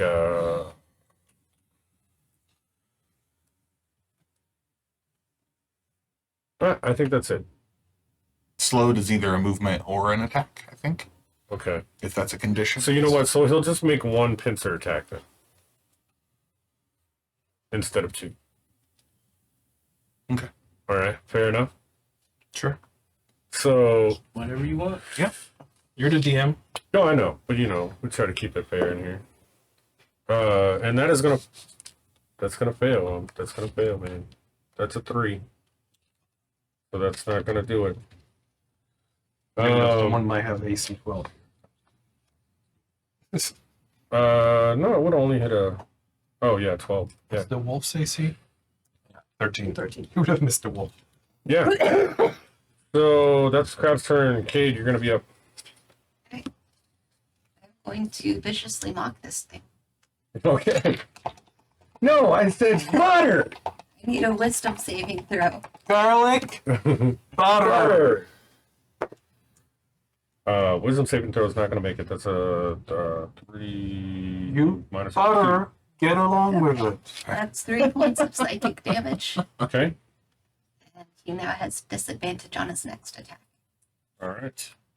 Disadvantage on the next attack. You done? Yep. Morin, you're up. Well, you know how it goes. Attack, calm, saves, and all that. You know how it goes. Before. Yeah. So that's a 18 to hit. 12 on the con save. Is that gonna make it? Yeah. Okay. 18 is Just- 18 is gonna hit though. Well, yeah. 9 bludgeoning damage. And that is right at the rest of its HP. So grab your killing blow on this crap. I hate that this thing is ignoring me. So I basically go for the leaping hammer smash into its head. Like, I'm right here, you idiot! And then as I go for the strike, the shell just kind of cracks and kind of buckles in right into its brains. And it kind of just goes like flattens on the floor. Okay. And I stand there majestically going, crabs for everyone. And then you start to hear, as this crab dies, you start to hear the dungeon sounds again, as it appears to have well, it was making so much noise you couldn't hear anything else. All right. And again, that sound brought to you by Sirenscape.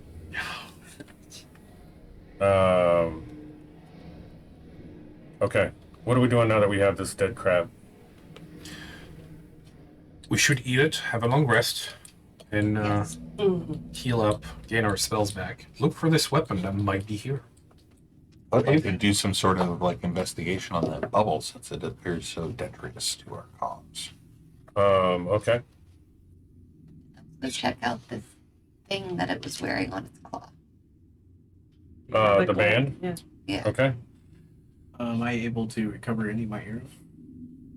Yeah, you can go back and get a. You can. Let's see. How many shots did you miss? Did you miss any? I think I missed one. One. So we'll say that one ricocheted off, and the rest of them you're able to recover. I would also like to recover my one arrow. Yeah, you can do that.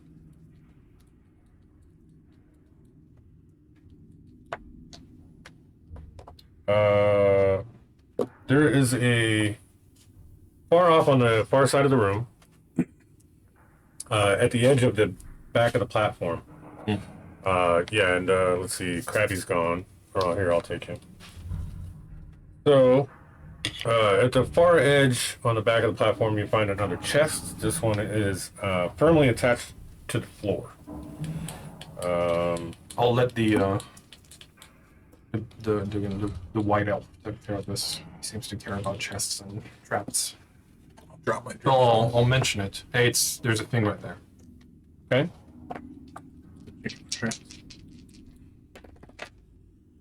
That's a 15, I think, or Okay. This one does not appear to be trapped at all. sweet. Try the brass key again. That's been working out pretty well. Let's try the brass key again. You locked the chest.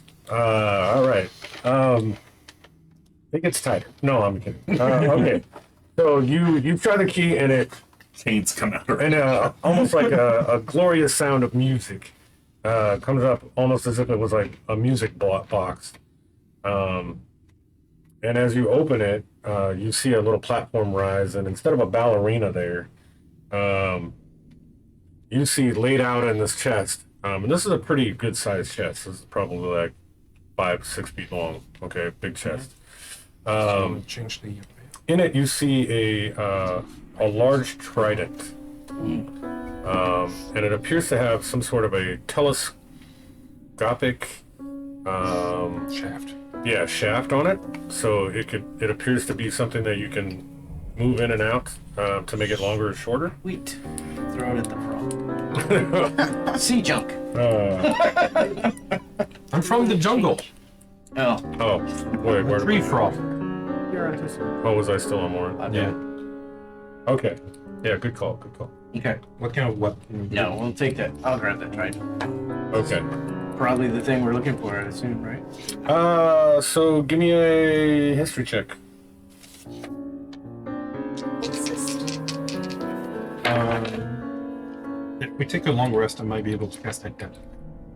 The 7. 7. You're pretty sure, as you were already kind of notating on the poem that you received before, or the letter that you received before, you deduce that this is wave. And you almost hear a sound in your head as you start thinking about whether or not this is the powerful trident wave. And it almost seems like a voice. And as you're thinking about it, you hear, "Of course I'm Wade. Oh, well. My bad. Sorry. I've been locked in this box forever." Well, we've come to collect you to lock you in another box. Wait, were you talking to? No! The trident. It's talking to me. Oh, okay. It's obviously what we came. Looking in the chest, you find some small sacks inside. There are 1,000 gold pieces in those sacks. Rich. Can we use that as an improvised weapon? The sacks of gold. Yes. Improvised weapon. I like it. One time use. So you also find 20 gems, 2 big ones, which you assume from your street rat evaluation to be worth about 1,000 gold apiece. In those 2 big ones, you have 1 big one that's worth 5,000 gold, and you find 17 others worth a total of 3,935 gold. How much was that? 3,900. 900. 35.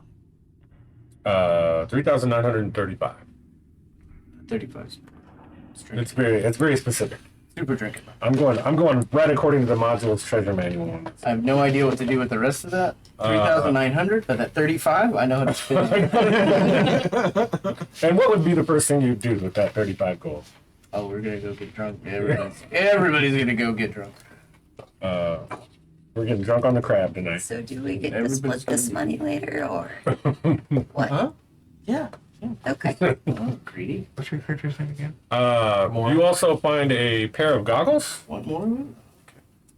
and a smooth, almost flat, almost like a skipping stone, that kind of a rock at the bottom. The rock is almost obsidian in color. I'll look at it. Okay. As you pick up the rock, Rock, goggles. Grab the goggles. you're like, oh, money? Okay, rock, goggle. Okay, as you pick up the rock, you feel very positive about it. A sweeping sense of positivity comes over you as you feel like you are going to have a little better luck on this journey. That's awesome. Does this rock have a name? Or do I just call it Lucky Rock? Well, are we trying to identify it now? Or I do you will have try anything to, like that? yes. If I feel like it's... I feel better touching it. So clearly it's a powerful religious artifact given to me by my god. So I will try to identify its nature, Okay. if you'll let me. Arcana? Do you have actually? Yeah. Do you have identifier or do you have? I don't have identifier. Okay. Go ahead and roll Arcana. I grabbed the goggles. Can I try that as well? Yeah. 11. 11. You see this as a. I should probably get the description now. Stone of good luck is what you feel it is. That's towards you. Nice. Stone of good luck. Yeah. Because that's a +1 to all your saving throws. I remember correctly. Stone of good luck. While polished, polished agate is on my person. I gain +1 to ability checks and saving throws. Okay. Ooh, ability checks too. Not skills.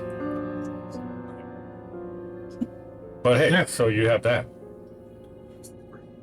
After he figures that out, can I have him do me? Because I rolled a 3 on my Arcana check. Okay.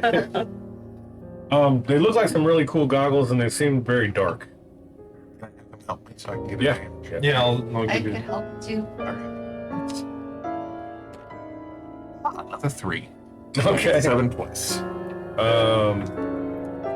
Try and name on. See if you see anything different. Sure. Okay. And Start. I don't I have my. will I don't have my. Sweet, I Okay. can see. So Google's a night. yeah, goggles at night. Can you go ahead and You have dark tell vision. them? It gives you dark vision. Yeah, it gives dark vision. That's all they do. So you see a little bit worse than you would normally see. Yeah, exactly. Oh, wow. Monochromatic. Yes. Sucks. Monochromatic. Somebody? Anybody want these goggles? Not really doing anything for me. Who doesn't have dark vision? No. Most people don't. Yeah, I think. Well, the Shutter guy does, so, right? Yeah. Oh. Yeah. Born in dark Hey, vision. do you have? Superior I races. think so. I You have dark don't know what vision you as guys are doubting. Well, no, I'm just thinking that it was probably only you and Malchus that have. Who does ranged attacks more often? Like you're a hand-to-hand most often. The spell. So, I'm Yeah. Yeah, humans, halflings, and dragonborn are the only races that don't have dark vision, according to Reddit. That's wrong. Yeah. Firbolg done. That's hashtag same game. So when do you guys want the night vision goggles? You're the two that can use them. I take them. There you go. All right. So now you have goggles of night. Got those nice. You'll be my buddy when I cast that. It's Oh wait, that won't For anybody. Who is now holding wave?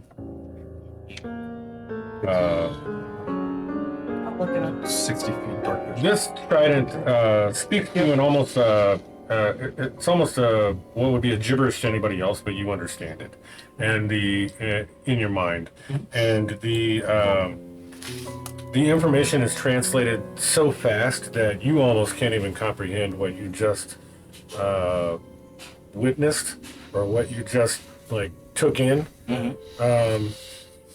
As you almost let's use a Matrix reference.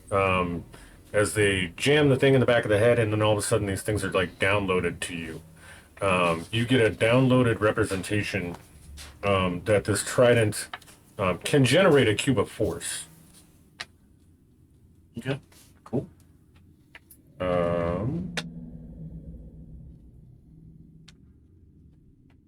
It asks you whether you worship a god of the sea or are willing to convert to one. Good. Okay. So, guys, we're gonna take a break real quick. We'll be back in like five to 7 We're minutes. taking a long break, or a long rest. You're gonna attempt to, and we're I feel and like we're gonna be back in about 5 to 7 minutes. Don't go anywhere. Come back. Make sure you go grab some chips or dips or that good stuff. Use the bathroom, things like that you guys got to do. And we will be right back.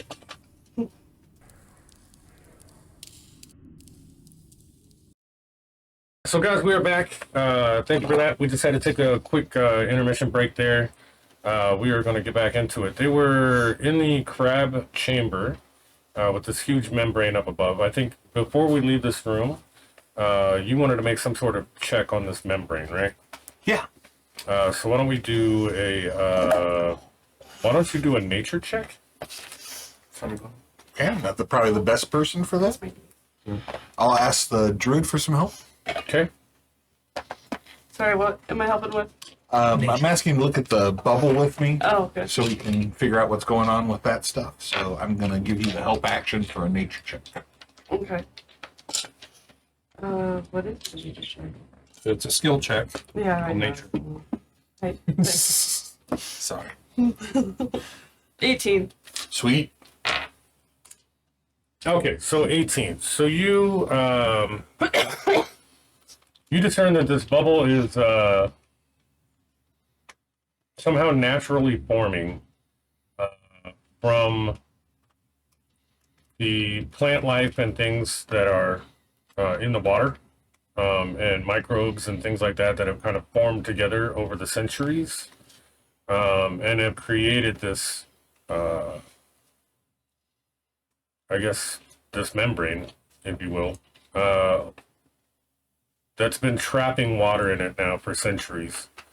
And it appears like at the bottom of the bubble, there's a little bit of sediment. As you inspect it closer, you see a little bit of dirt and various plant debris down at the bottom of the bubble. But you're quite certain, now that you look at it, that the water inside of this membrane is kind of bubbling like the lake around this area. So it's probably scalding hot. So it would have dropped boiling water. It would have dropped, probably dropped boiling water had the crab been able to pierce it. Okay. So yeah, probably not something you want to cut open. All right. Was the crab meat any good? Yeah, delicious. So this thing has been able to feed on all kinds of little algae and small microbial creatures and whatnot that are Crab able up to, into the water, boil it. we'll say, weird shrimp and things that are able to actually survive in the scalding temperatures of this volcano water. And so it does. It tastes really good. Obviously, it was healthy before you killed it. So we are going to attempt to go back out, and you guys are going to take a rest. And I guess tell the audience where we're going. Back to the decorated room that we found the first Werewolf. yeah, the werewolf in. Okay. Snarla. Yep. So going back to Snarla's room, you're going to bar the door in some way so that you can Well, feel safe. that front door was locked somehow. Yeah.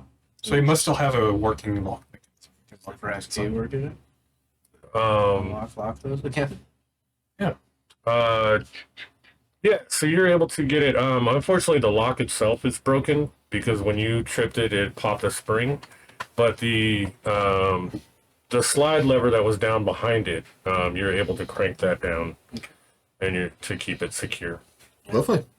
That's a great place to rest. 2 doors. Yeah. So Okay. shut and lock them or whatever. Okay. So, and then you guys take your. We're gonna take a long rest. So we're taking a long rest. Can I make a bit of an argument here? Okay. I'm a grung. I need to spend 1 hour in water. Right. We've been adventuring in this dungeon, which had a lot of standing water. Uh-huh. I've been swimming a bit. Uh-huh. Would you consider that I had spent my 1 hour a day in the water already? I would say that you've been, yes, you have been decently saturated over your travels through this dungeon because, because of the standing water all around. Yeah. Cool. So I'm not going to worry about creating water for myself. Take Okay. a bath then. I mean, you could go stay in the boiling lake. No. I look at You could make yourself some of your own frog legs. man. Poisoned frog legs. So you guys are taking the long rest. Go ahead and do what you got to do for your long rest. Spell slots. Whoa. Magical. If you're just joining the stream, we are in the middle of White Plume Mountain. As a preface to Dungeon of the Mad Mages, I get these folks up to level 5 or 6, whichever one they end up with before we actually go into the Dungeon of the Mad Mage. I will also attune to the keystone. Okay. Are we going to take guard turns, or are we just going to take a long rest? Don't worry about it. I was just gonna take a long rest. All right. Okay. I feel pretty secure in here, so we'll notice if something comes through that door. Why don't you guys give me, everybody give me 1d12 check for random encounters during the evening? Or whatever time of day it is down here. I believe it's boiling o'clock. 9. 1! Okay.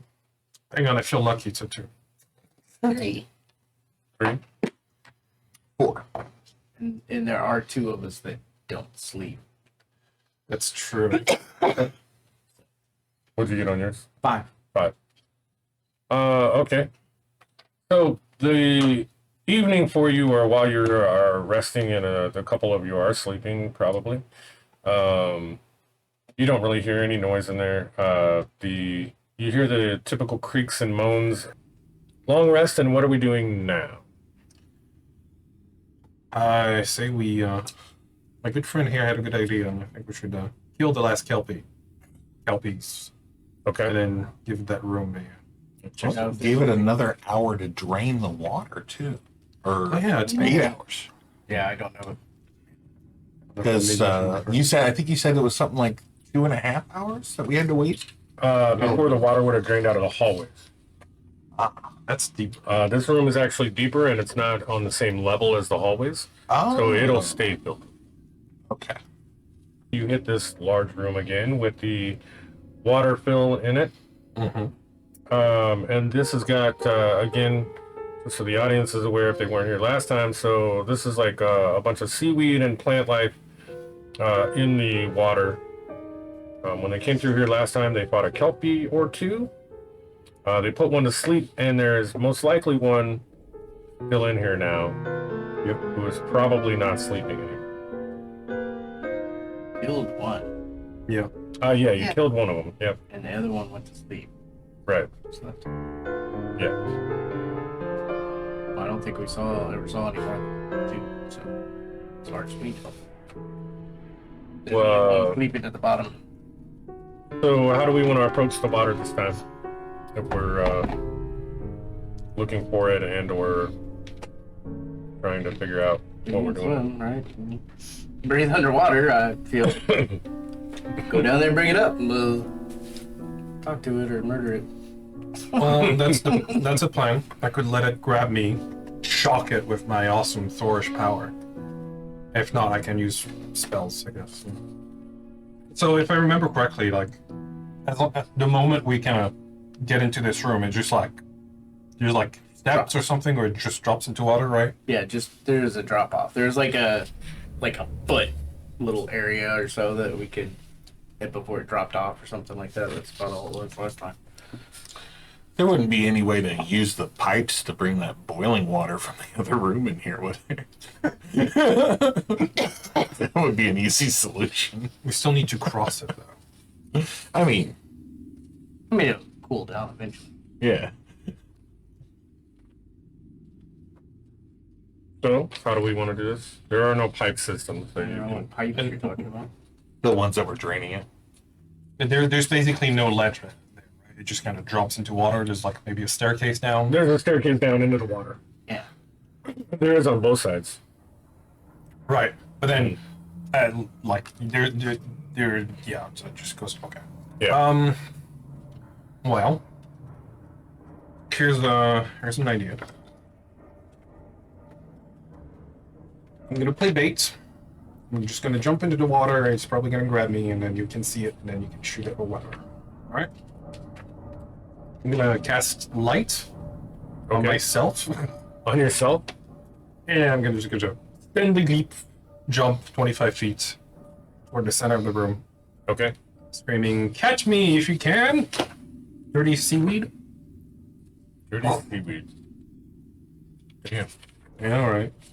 Caving. And I guess we'll all hold an action for it to show up and then kick our shots in. That was good. Okay. So you dive in, make your 25-foot leap. Oh, yeah. As you hit the water, almost immediately after you hit the water, you are dragged under further by what appears to be kelp and or seaweed wrapping around your ankles Alright. as it attempts to pull Morin under. So technically, it's a hit. It's a melee attack, right? Technically, to grab me like that. Yes. So okay, one, it touched me. DC 12 con check, Okay. or it's poisoned. That is going to be a 19. Okay. Reaction, Wrath of the Storm. Okay. Give me a dex save. DC 13. That is a 7. All right, it failed. Okay. 2d8 lightning damage. Okay. Whoop. And that's a 7 and 8 for a shocking 15 lightning damage as this thing grabs me. And I go, Or 15? yep. Okay. As I go static on it. So you guys from above are gonna see water spray out of the middle of this thing as like little small lightning bolts come out of the water around the center. And you don't see your friend, but you can tell that something is definitely going on underneath the surface. He cast light on himself, so wouldn't we be able to see him? The water's pretty murky, so Okay. you're gonna see like almost like dim light, just coming underneath the water. So you can't see him clearly, but you could tell where he's at in the water. Okay. You can see this light from underneath the water. So what are we doing at this point? Right now we're at pre-actions. We're not in combat yet, although Morin is kind of engaged. We could roll initiative. Yeah, I think initiative is probably good here. You don't really see the creatures at all. At this point, you are not seeing the creature. And I would be grappled, right? You are grappled at the moment. Something has your ankle. Keebler, what do you got? 15. 15. Morin. 14. 14. Sinerla. I got a 16. Okay. Cade. 17. 23. 23. All right. Malchus. 7. 7. Morin, what do you have? 14. 14. Okay, so it's back here. And then plus 2, 22. Okay, that beats you? No, 23. You had 23, so it's right after you. And then we will allow you to make the first action.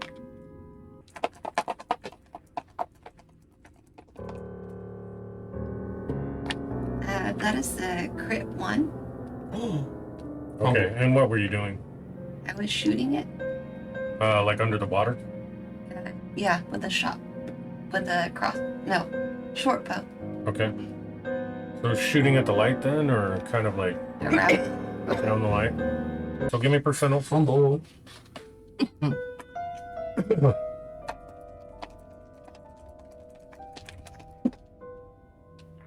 87. 87. Nothing mystical happens. Your attack is failed.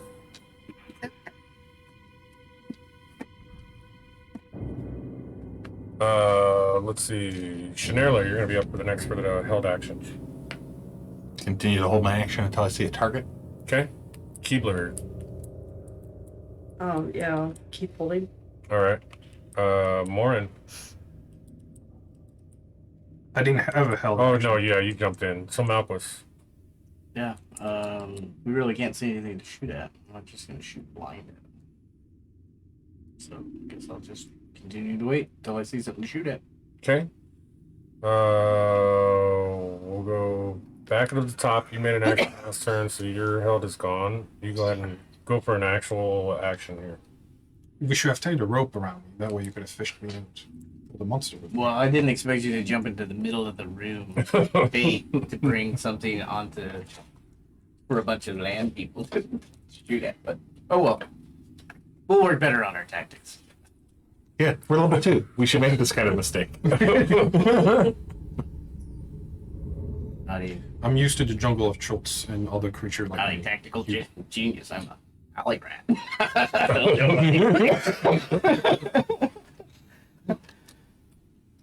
Never fought a Kelpie before. No, I've never seen probably this much water before out in the ocean from one.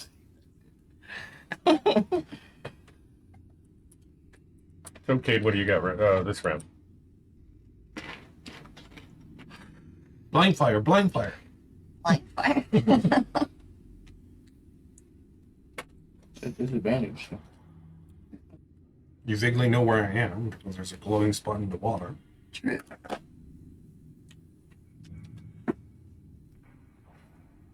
What's the worst that could happen? I'm going for a swim. Oh, Okay. You are jumping in. Yes. Okay. And at 25 feet per minute, I imagine that's how far I can get where it was at. Okay. Or around. per round. As you get into the water, you splash in. You see some movement ahead of you where the light is. And you can kind of vaguely just see as the creature's face turns towards you and watches you enter the water. So I and can see it.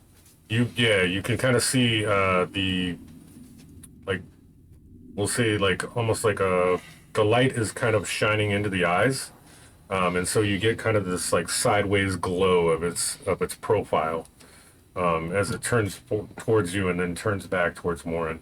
I will cast Tasha's Hideous Laughter. Okay. I think I'm making a save, right? Yes. Wisdom.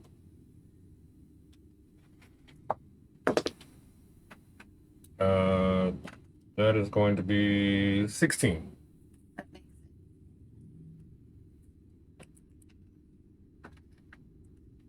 So no effect. No effect. Okay. And that's the end of my turn. That is the end of your turn. Morin, you're gonna make a wisdom save. Yeah, I got plus 6. 19. Okay. Is he gonna try and drown me? I can breathe underwater. Um. Come at me, bro. Well, you were the only target it could see in range. I mean, it could probably see Cade, but you're probably the most threatening at this point. Is it poisoned? It wasn't, but if it's still holding on to me, it needs to do another con check. On its turn, right? Yep, at the end of it. All right. On the end of its turn, it's making its con check. It's gonna be a 12. Just barely passes the DC again. Okay. And I think that is going to be. Yeah, that's going to be its attacks. So Shinerla is going to be up. Holding an action until I see a target. Still holding? Yep. All right. Keebler, you doing the same thing? Yep. Morin, we are back on you. I'm gonna do a touch attack or spell, inflict wound. Okay. So that's a 15 on the die plus my plus 5 to attack here. Okay. Yeah, so 20, It's going to hit. and it's 3d10 necrotic damage. Oh, fuck. Lovely. Let's see here. It's level 2 spells. Inflict wounds, 3d10 necrotic damage. It's a touch spell. Can't save. DC 12. Okay. It's wonderful. Yeah, really excited about it. I know. No, that's going to be a 10. It failed. Yes, it's poisoned. 1 minute. And it's going to take a pretty good 9 and 8, 17 necrotic damage Okay. as I grab onto it and not necessarily suck the life out of it, but like it withers from my hand as the life energy sapped from it Okay. as I grab onto it. So, Nice. come to me. Feel the embrace of Thor. Okay. Imagine a cloudy day. And how fortunate that you breathe underwater. Let's see. So we are on to. Let's see, more than Malchus. Yeah, well, I don't know if you can use this at all, but I assume because you're worship a warrior god that you can use all sorts of stuff. So I will throw you an underwater weapon as I try to hit it with the trident. I'll throw the trident at it. You can always grab the trident as it's maybe before it sinks to the bottom. I don't know. All right. I don't have much other options. Salad fork. So I don't know if it has any. I probably don't get any bonuses for the pluses, so that's like a 14 to hit. That matches its AC. So you hit. Nice. The Lord guided his hand. Yeah. That is 7 damage. Okay. Oh, yeah. I thought it would be more than that. Well, it's versatile, so So 7? two-handed 1d8. 20, okay, 7. All right. So this trident strikes this kelp creature, and you see the like the arms are kind of like free flowing, like just long pieces of kelp, right? So you see one of these pieces just kind of buckle and fold into itself and kind of wrap around the trident.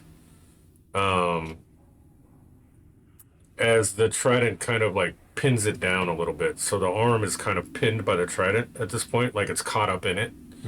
And then you start to see the trident, start to sink at this point. Who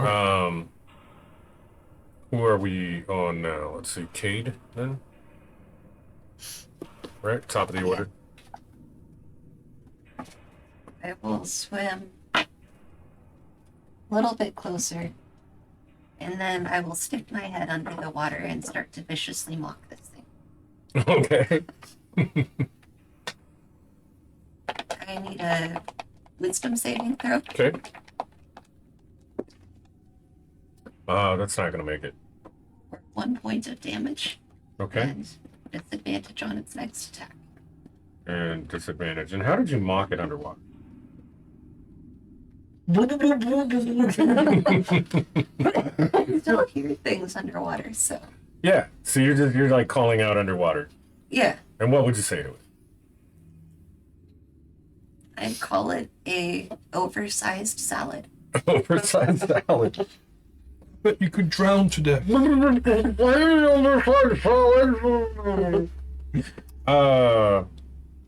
right, I love it.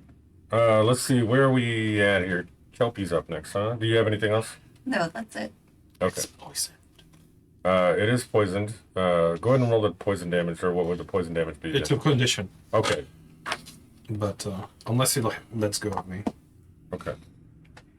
I'm poisoned. Got it. It came off of you and no longer has you gripped now. Okay. It has let go of your ankles from the shocking, the shock that you gave it last round. Okay. But it is going to make a couple of slam attacks on you as it attempts to take the one arm that it has free from the trident. And not realizing any better, I guess that you are a creature that can breathe underwater. Mhm. It attempts to like slam your head down Alright. as if it's going to drown you in some way. And this is going to be a 16 to hit. Misses. And we'll basically take a another strand of this kelp, which would be like its leg, and we'll do almost like a kicking attack as it kind of slams you down, and then the other piece of kelp comes up to kind of slap you up. Mm-hmm. And that is going to be a 22 to hit. All right. I'll use another charge of my Wrath of the Storm. So give me a DC 13 deck save. Oh, is this a reaction? Yes. When you hit me, I go buzz up and shock you. Okay. And this was a what con save? Dex. Dex. It's going to be an 8. Fails. Okay. So you take another 2d8 lightning damage. Okay. For a whopping 6. All right. So, and then its damage goes, right? Yep. So, let's see. That's gonna be... Those 3 points Wow. of slapping damage from this kelp as it basically slaps you across the face and pushes you up towards the surface. You guys all see your friend Morin kind of like come up out of the water, and as he comes up, he's kind of like flailing around like, he's down here, like, you know, like he's making motions that this thing's right here. Let's see, who are we on? Shanerla, you're gonna be up. And I shine brightly, full of light, as I leap out of the water. Should I keep leaving it on the character screen? So I'll just shoot below him then? Um, Disadvantage, not seeing it? yes. 20? 20 is that disadvantage? Yeah. Yeah, then you hit it. Roll 2 13s. Okay. 4 damage. Okay. I'm done. All right, that's gonna take us back over to Keebler. Oh, it let go of me and makes a con save at the end of its turn to see if it's no longer poisoned. That's a nat 20. Alright, so it's no longer poisoned. Okay. I mean, I'm a wolf. Well, you took a long rest, so that went away. Yeah. Oh, that did go away, right? Yeah, so you'd okay. be in regular form at least. All right. Frostbite. Frostbite. Okay. Disadvantage? Disadvantage, shooting below the waterline at this point. Oh, wait, it's Constitution save. Sorry. It's a That's creature a you con need save. to see, though. Oh, as a creature I need to see? Yeah. I mean, Oh, I it suppose is. at disadvantage if she wants to fire into the water like a ranged attack would be, no? It's not a ranged attack. It's not. Oh, it's not. No. Okay. I can't do that then. Okay. Try something different? Ice knife. Ice knife. It's in range. Make a ranged spell attack. Yeah. Yeah. That would be a disadvantage. Yep, okay. And That's a 7 Mm-hmm. plus your plus 6, 13. Almost. We will say that Morin sees the spell effect go off underneath the water. And you see some of the water actually underneath the surface crystallize as if it's turning into ice. But I guess the ice that's forming is blocking the view of the Kelpie at this point for you. Okay. Am I still flailing in midair from the kick? Yes. Okay. Just at the moment, yes. but there's more because it explodes. Okay. Hit or miss. So you need to do a dex saving throw. Okay. Oh, because it's exploding now. Yeah. So yeah. So the ice is now exploding. Dex saving throw is probably going to fail. 10? Yeah, it fails. Okay. So it's what is it? 2d6. You put the ice in nice. Oh, 5 cold damage. Okay. So the same ice that you saw underneath explodes out. You guys see shards of ice go up into the air. As it hits the ceiling, it comes back down and looks like snow over the water. Oh, nice. Or as if there was a snow cone machine up there. Nice. Keep doing that enough. Read all this.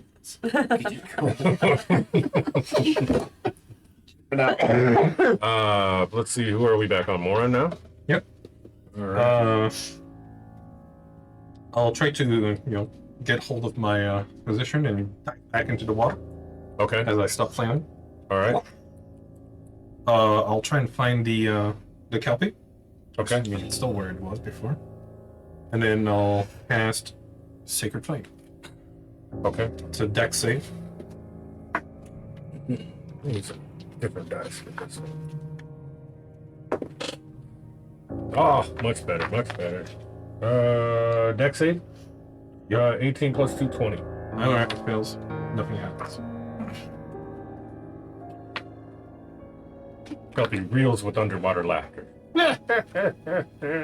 Just come and slap me again, bro.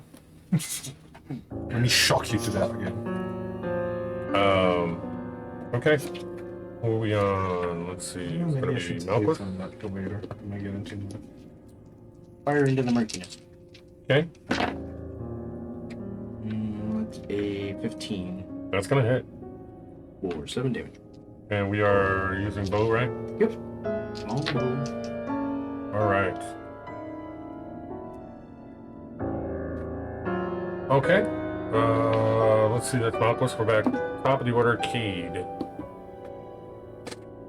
I will viciously mock him again, Okay. telling him that he's a weakling and that's why he needs water, just so he can stand up straight. Okay. harsh. For 1 point of psychic damage. Okay. I need a DC Wisdom save throw. The District of Columbia safe. Oh my god. That's gonna be a dirty 20. That makes it. Oh. No good. Oh, no damage. Yeah. Okay. All right. And let's see. We're back on Kelpie. It's giving us more trouble than the giant crab. Now let's see.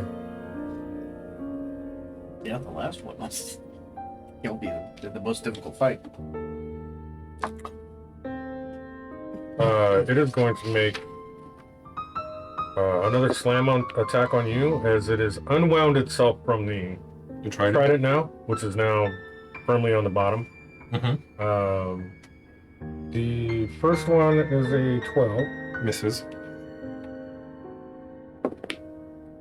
The second one is a 19. Hits. I'll use my last charge of Wrath of the Storm. Give me a dex save. Okay. Nuts. That's going to be 15. Baxter. Save. We'll take half damage. Okay. 7. 7 points. Yeah. So as it goes to strike you, let's see.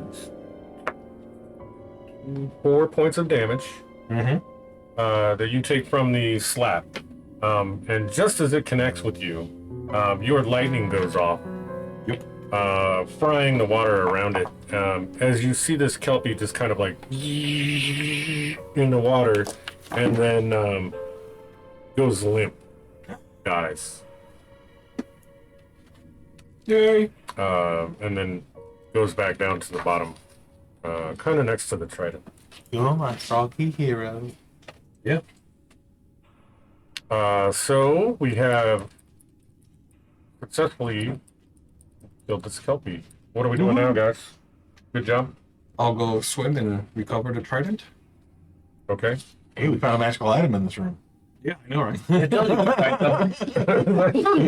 We should throw that in every room. Hey, we have a magical item. Hey, man. We found a magical item in every room. Easy. We're so good at this. Hey, there was another trident in here. Who knew? Oh, it looks very similar to the other one. I'll check the underwater parts of this room and check for doors, traps, not traps, but like chests. Okay. We'll just wait to see to hear. I'm taking my bath, my 1 hour bath of the day. Okay. As you are taking your bath and looking around, You see the light move. why don't you give me a perception check? Sure. 21. Okay. So you see the glint of metal Money. off in the corner of the room, in the far corner of the room. I'll go investigate. You find what appears to be an old, used piece of chainmail armor. And as you investigate further, it's actually covered with seaweed. As you kind of unbury it, you realize that this is an entire suit of chainmail. Okay. Is it? Can I tell if there's any mystical or magical aspect to it?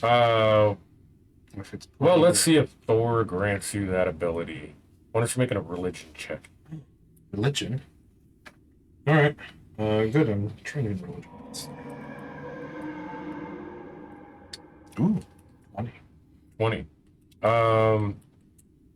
You feel like it has special properties. Excellent. As you wipe away the seaweed and everything on this, it appears to shine brightly, almost as if glowing in a chrome. You know, but for sake of getting through this quicker, you realize that it's +1 chainmail. Awesome. Also scattered around the lair, Mm-hmm. you come up with 600 gold pieces. Okay. And a piece of jewelry. You pick the type. Pendant. Pendant. Pendant worth 2,000 gold. Awesome. I'll put the pendant on my neck as well, and then when I swim back, I was like, I didn't find anything. I didn't find anything. If you're wearing you. So you put the armor on. Yes. Okay. I can stay underwater as long as I want. What does this change your AC then to 17, 19? 17 and 19 with a shield. Yes. Okay.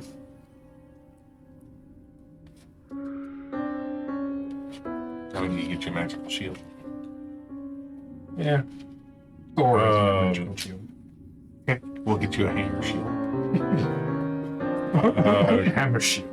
So you come back through this room. You seem to be carrying all the money, so I'll hand you the 600 gold. Okay. You're like, I got this. I'm fashionable now. I have pendant that's worth how much? 2,000 gold. Yeah, it's super Yeah. fancy. That is pretty fancy. Anything else in the Kelpie room?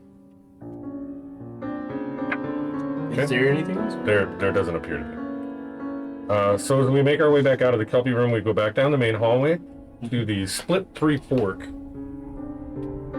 where you originally saw the Sphinx Yes. in the beginning.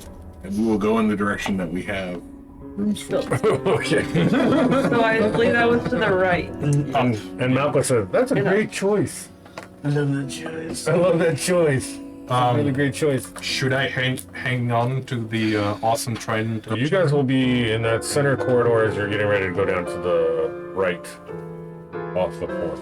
Yeah, I mean, you can keep the trident and use it. I assume you're. Thor is not a deity of the sea. Used to be. Right. Used to be. Storms, thunders, and sea. Yeah. I'll let the trident decide. When he asked me, "Do you worship a god of the sea?" I said, "I worship Thor." And then maybe it'll reply. Yeah. Okay. It says it. Sure. Okay. So is this our marching order going down the hallway then? Looks like it. Okay. I'm always first. I as declared, the natural leader of the party. Right. You're empowered by Thor. You seem to be doing really well at that. I would like to be somewhere in the middle. Okay. I hit hard. It seems to be my role in this this campaign. So you'll almost have to go in single file as you go down again. So we're in the 10 by 10. So you can go maybe 2 abreast as you move down the corridor. Everyone falling frog. Midway down the corridor, what are you wearing for shoes? Shoes? Do you have shoes? No. Okay. Bare feet. Perfect. So, Do you know people that make shoes for frogs? Yeah. I mean, they're probably like wrapped in some sort of cloth, just so I don't, Well, it might help you grip easier on the walls when you're climbing. Yeah, I need having it. the rest of you guys do have boots or shoes on, right? Yeah. Okay. You're going to take 3 points of damage. Ow. As you start to realize that you're walking through kind of the same slime that was in the other corridors, but this one, now that you notice the pain in your foot, as you take 3 points of acid damage, and it starts to eat through the layers of your skin. This is I go ow, ow, and I jump against the wall. so you're up out of it and on the wall? Yeah. Okay. And what would you do from there? And you can see now that this slime that was ahead of you and you had just started stepping into goes on for about, I want to say, another 10 to 15 feet. I'll turn around like the floor is acid or it burns. It's nasty. I'm gonna climb this wall. I'm going to climb this wall. I don't know what you guys are doing. I'm getting out of it. Corridor still filled with water? No, now this is drained off quite a bit, so this is just like you would see maybe an inch of this slime covered muck. Maybe a little more than that. Maybe 1.5 inches, 2 inches of slime covered muck here. Targetable with an arcane attack? I would say it would be targetable. It's not considered a creature. Yeah. Sure. Okay. I'll try to hit it and Okay. destroy it with my Eldritch Might. Okay. Is it moving? It doesn't appear to be moving. Not walk into it. Okay. 26 for 3 damage. It's teleport. Okay. Good. I may. But we're gonna let our Arcanus here see if we blast it into nothingness, because she seems really well with it. All right. Let people do good. As you blast it, that section of it kind of like turns to black and almost looks as if it's wilting, like a flower wilting. And you see the rest of that kind of just spread out around it, and it goes, out about half the width of the hallway. So let's say about 5 feet of that has now like wilted and turned black. Okay. So it would reasonably you could assume that if you were to continue blasting this thing, you could possibly make spots for them to hop through it. All right. Not to make a prog reference. So anyway, I started blasting. Okay. It's my joke. It's Danny DeVito's joke. So you start blasting it into oblivion. Your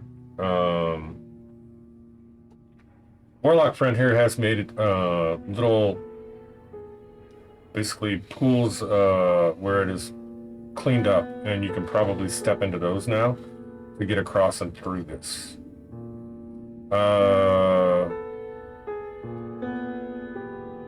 I tell you what, just going through the whole thing, since it is about 15 feet, let's make one round of dex checks. Just to make sure nobody like oversteps and ends up getting any acid damage from any of that stuff around it. 22. Okay. Unless there's acid on the walls. 20.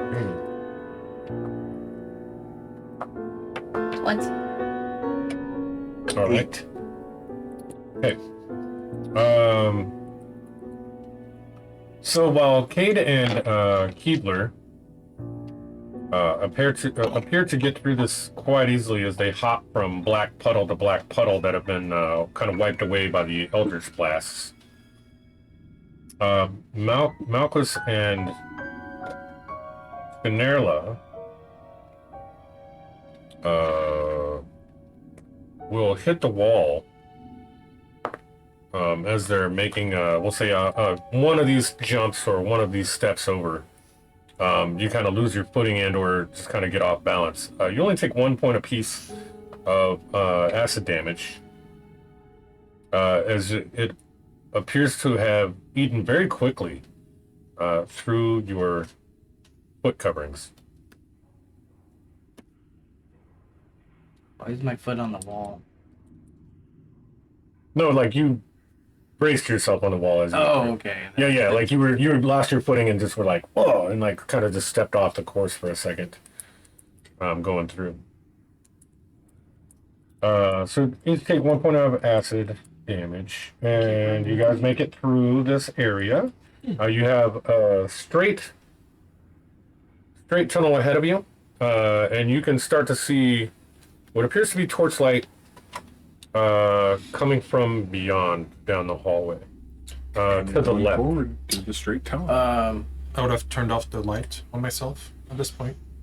So not shining. I'm gonna take a pause and some of the bags that we've gotten other monies in, I will dump those into other bags so that I have bags to put around my feet since they threw my feet covered. Okay. So it's not bad. It's not bad. It only ate through like let's say a couple inch spot. So I mean it's not like it ate your shoes all off. Sweet, I'll just use it to stuff holes and stuff little bags into the holes of the... New socks. Yeah. Okay. I'll pull my boot off and I'll take some of my bandages Yeah, and then put it in use my a bag. boot. Okay. And then put my boot back. So you have this hallway off to the left, which torchlight is coming from. Looks like there must be some light source down there. And it appears that there's probably a turn coming up as you can see the end of the hallway ahead, maybe 30 feet or so. Cool. I don't trust the floor, so I'll stay on the wall. Okay. Well, motion that we should maybe stop and listen for a second. Spider frog. Okay. Oh yeah. Here, let me. Well, give it up. So you are here currently. Yep, so we can go either Left or right? Continue. I think we should continue down and take a right. All right. Do you? I do. Do you? Do you? Oh, maker of the scenery. Scenery. Can we stop and take a perception action? To listen? To listen? Yeah. Yeah, that's fine. Who has the highest perception? I got a +5. Yep. I'll help him. That sounds good. Let me give you some better light. Mm-hmm. That would be nice. Can I give you an advantage? Do you let me get an advantage with the health action here? Because we're all trying to be quiet. Listen. Yeah, go ahead. 17. Okay. You don't hear anything other than the normal random dungeon sounds that you've been hearing the whole rumbling of time. the That's just volcano. the rumbling of the volcano and the the strange creaks and various noises. Then we'll do the Reservoir Dogs thing. The slow walk down the hall. The slow walk. Da-na-na-na-na-na-na. We can add a little swerve on there because we know nobody's here. Okay. We own the place. We killed the crab. We have the list of monsters they need to buy. Yeah. Did you add a giant crab again? To the list. Oh yeah. While we were resting, we were resting. 2 kelpies. Yeah. If we're gonna restock this thing, we gotta restock it right? Oh, and I put a spell book, Yes. lifting a cantrip. Oh, right. 1 trident. Yeah. Mythic rare. You get to the entrance to this room. There is a large iron-bound oak door. It is swollen by dampness and difficult to open. So not only are there dangling balls, but there is We don't know. swollen wood. Yes. Bazinga. It's swole. It's very muscular door. He couldn't wait for that. Okay. I will knock on the door and Okay. demand it to be opened. And it opens. Although it is rather tough. So now you feel like God has helped you. Awesome. It opens up, but it is rather hard to open. So it is kind of slow going as you push on this thing. And as you start to open that, you see what appear to be glass globes hanging from the ceiling. Oh my. I'm not stepping in yet. There are 9 of them. They are in 3 rows of 3. And are we going in? Yeah, I'm in there. I want to examine the room for enemies or traps or other contraption before I step in. Like use a perception act. Who opened the door for me as I demanded to be opened? For example, is a question I want to be answered. Okay. 22. 22. You feel as if you've been let in. Okay. You don't sense that it's a trap though. Okay. And I can't see anyone else. Like you feel like you, by the grace of Thor, Yeah. you were helped or prompted to open the door. Uh-huh. But then when you get inside, you feel rather comfortable. So it's not like you feel worried about traps in this place. The globes obviously seem a little weird because, that's something that you don't see every day. Right. Is there anyone else in this room? Did the door just open itself? There does not appear to be anything else in this room. Peculiar. I think you said you felt like your God let you in. Yeah. I guess we'll check for chest or secret doors. Look like there's anything in these globes, or what do they look like? Yeah, so they look we like see glass, but they're very opaque. So you get a sense that there's probably something in them. You don't see any movement, but almost like a faint shadow. You can tell from you guys are using torches or something at this point, right? We're just assuming. Lights cantrip. Well, you guys can see in the dark, but I can put light on my shield and use it. okay. So as you wave your shield around with the light, you tend to get a bit of almost a shadow in the bottoms of the. So there's something in those globes hanging from the Well, ceiling. should we try to break one and see what happens? Be my guest. Let's stand away from the one you want to shoot. That way, if it falls and break, we're not showered with broken. I'm in the back Chocolate? corner. Could we also just put somebody on somebody's shoulders and look in? Sure. You can't Not it. see in. What do you mean? They're opaque. Oh, I thought at a certain level you could tell a difference between the top and the bottom. Well, you can see a shadow in them, so you can tell there's something in the globes. You just can't tell what it is. Okay. And closer examination would. Probably wouldn't reveal anything Okay. useful. I Let's mean, go just with back. the shadows, then you can. I'll just stay out in the hall. Yeah, I'll stay in the back corner and I'll shoot one. So, who's inside the room at this point? Oh, I was invited in by my god, so I'll stand here. Okay. And you are in. Has anybody else gone inside the room? Stay out in the hallway. You hear the door shut in front of you guys. Would you be inside the room? I'd be standing in the doorway, so the door would be shut on my face. Yeah, essentially. So, are we gonna say that you tried to dash inside, or are As you it staying in the moved. hallway? As it moved, I'd try to dash inside. Okay.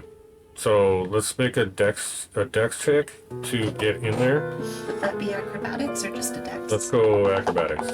Which one's gonna be better for you? Acrobatics. So go acrobatics.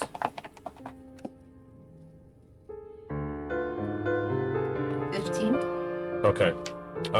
So you two that are inside already see Cade make a bolt through the door as it shuts, and appears to latch or make a sound, which the audience heard and you didn't. Been deceived.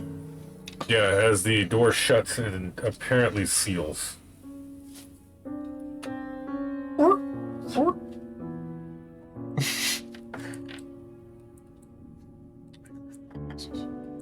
And what are we doing?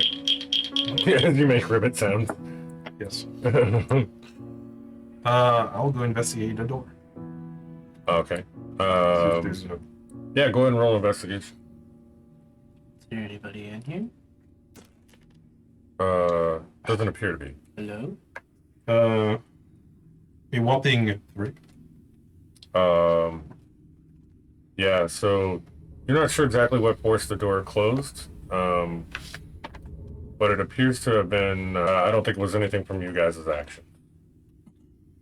By Thor, demand this door to be opened again.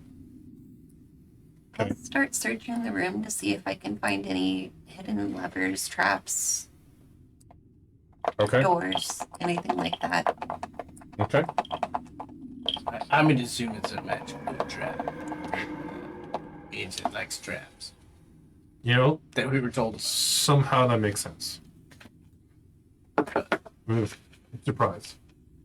That is a 12. Okay. You do not see any. You do not appear to sense any traps. However, you do notice that these opaque shells of globes, these opaque shells or these lamps or globes or whatever they are on the glass, turns like almost like a chrome, like a kind of a silvery sheen on the outside of it, from what was like just an opaque white before. Okay. So the globes have now changed. Silver balls. Silver Great balls of fire. Come on, everyone. You don't want me to sing, I promise. Your character can. So we'll just imagine. Yeah, your character can, and it's beautiful. Yay. I just sound like a dying goose. Did you try to get that door open again? Yeah. Demanded it to be opened. I didn't Well, budge. you want to try, like, real sounds? I mean, physical? You're the trying. Why don't you try to shoot one of those balls then? Alright. I'll fire at number 1 over here. The one furthest away from me. I'm in this corner. It's in that corner. Okay. So you fire at number 1. Roll. While he's doing that, I'll move up and try the handle on the door. That is a 20 to hit and 7 damage. Okay. You shatter this ball. Spear number 1 is now broken. You basically see the ball shatter, and then what appear to be small pieces, almost black. I'm going to say that they come out square. Okay, and then as they're dropping to the floor, these little black, almost like a little black six-sided die. Yeah. Okay. As they're falling to the floor, they kind of unfold and turn into 3 creatures. Oh my god. that fall to the floor around you. And I don't know where I'm putting them. We're gonna kind of split them up here a little bit. Closer to the door, really. I want you to investigate it. So, Oops. these creatures come up around you, and you see that they are definitely shadow-like creatures.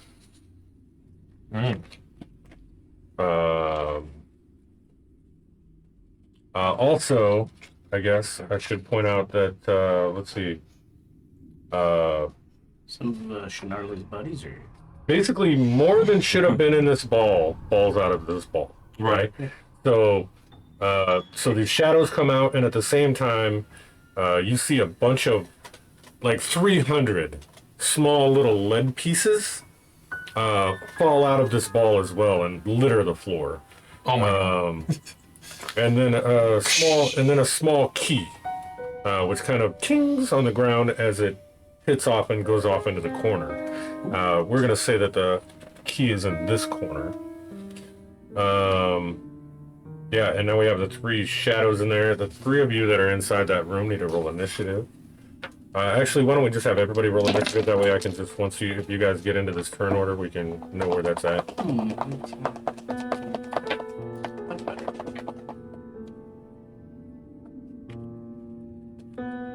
All right, Keebler, what do you got? 15. Okay, Morin? 13. 13. Perfect. And Snarler? 14. 13, 14, In between. 15. Right in between. And Kate? 21. Gotcha. And then we have Also 20. also 21. Who has the higher dex? Looks like Kate.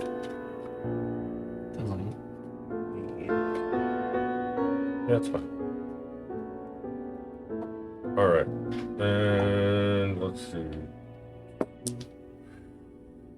Oh, well, it's going on 7. Which is less than you. Top of the order, Kate, you're in the room anyway, so you were going to go first. And we will go over here.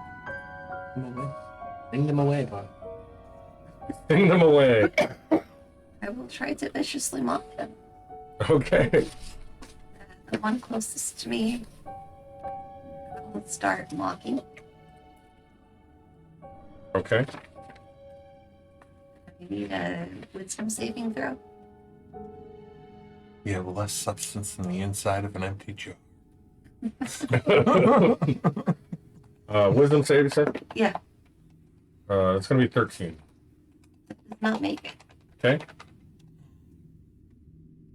For 2 points of psychic damage, and it has disadvantage on its next. Okay. If you're a dark shadow, I've seen dark shadows. You see dark shadow. Anything Where else, even is Kate? Johnny Depp? Anything else from you, Kate? No. Okay. Malquist, you're going to be up next. Yeah, I'm gonna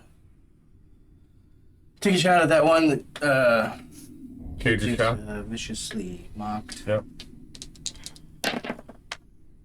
That is a 17 That's going to hit. for 7 damage. Ooh. To the key. Marbles on the floor. Running over there to the key. Yep. Okay. Just so I know, you're not running past any of them at this point. Kind of, but I don't know if it's actually. Do you think it would provoke a opportunity attack where you're at? I or- think I'm up where you against the have to- wall, so I think I would. Okay. All right, so we're good then. Where are we with turn order? Keebler. I agree. Keebler, what are you There's doing 5 feet outside between the? Let's go back to this. What are you doing outside Sorry. the door now, right? Probably trying to open the door? Okay. How do you want to try to do that? I don't know.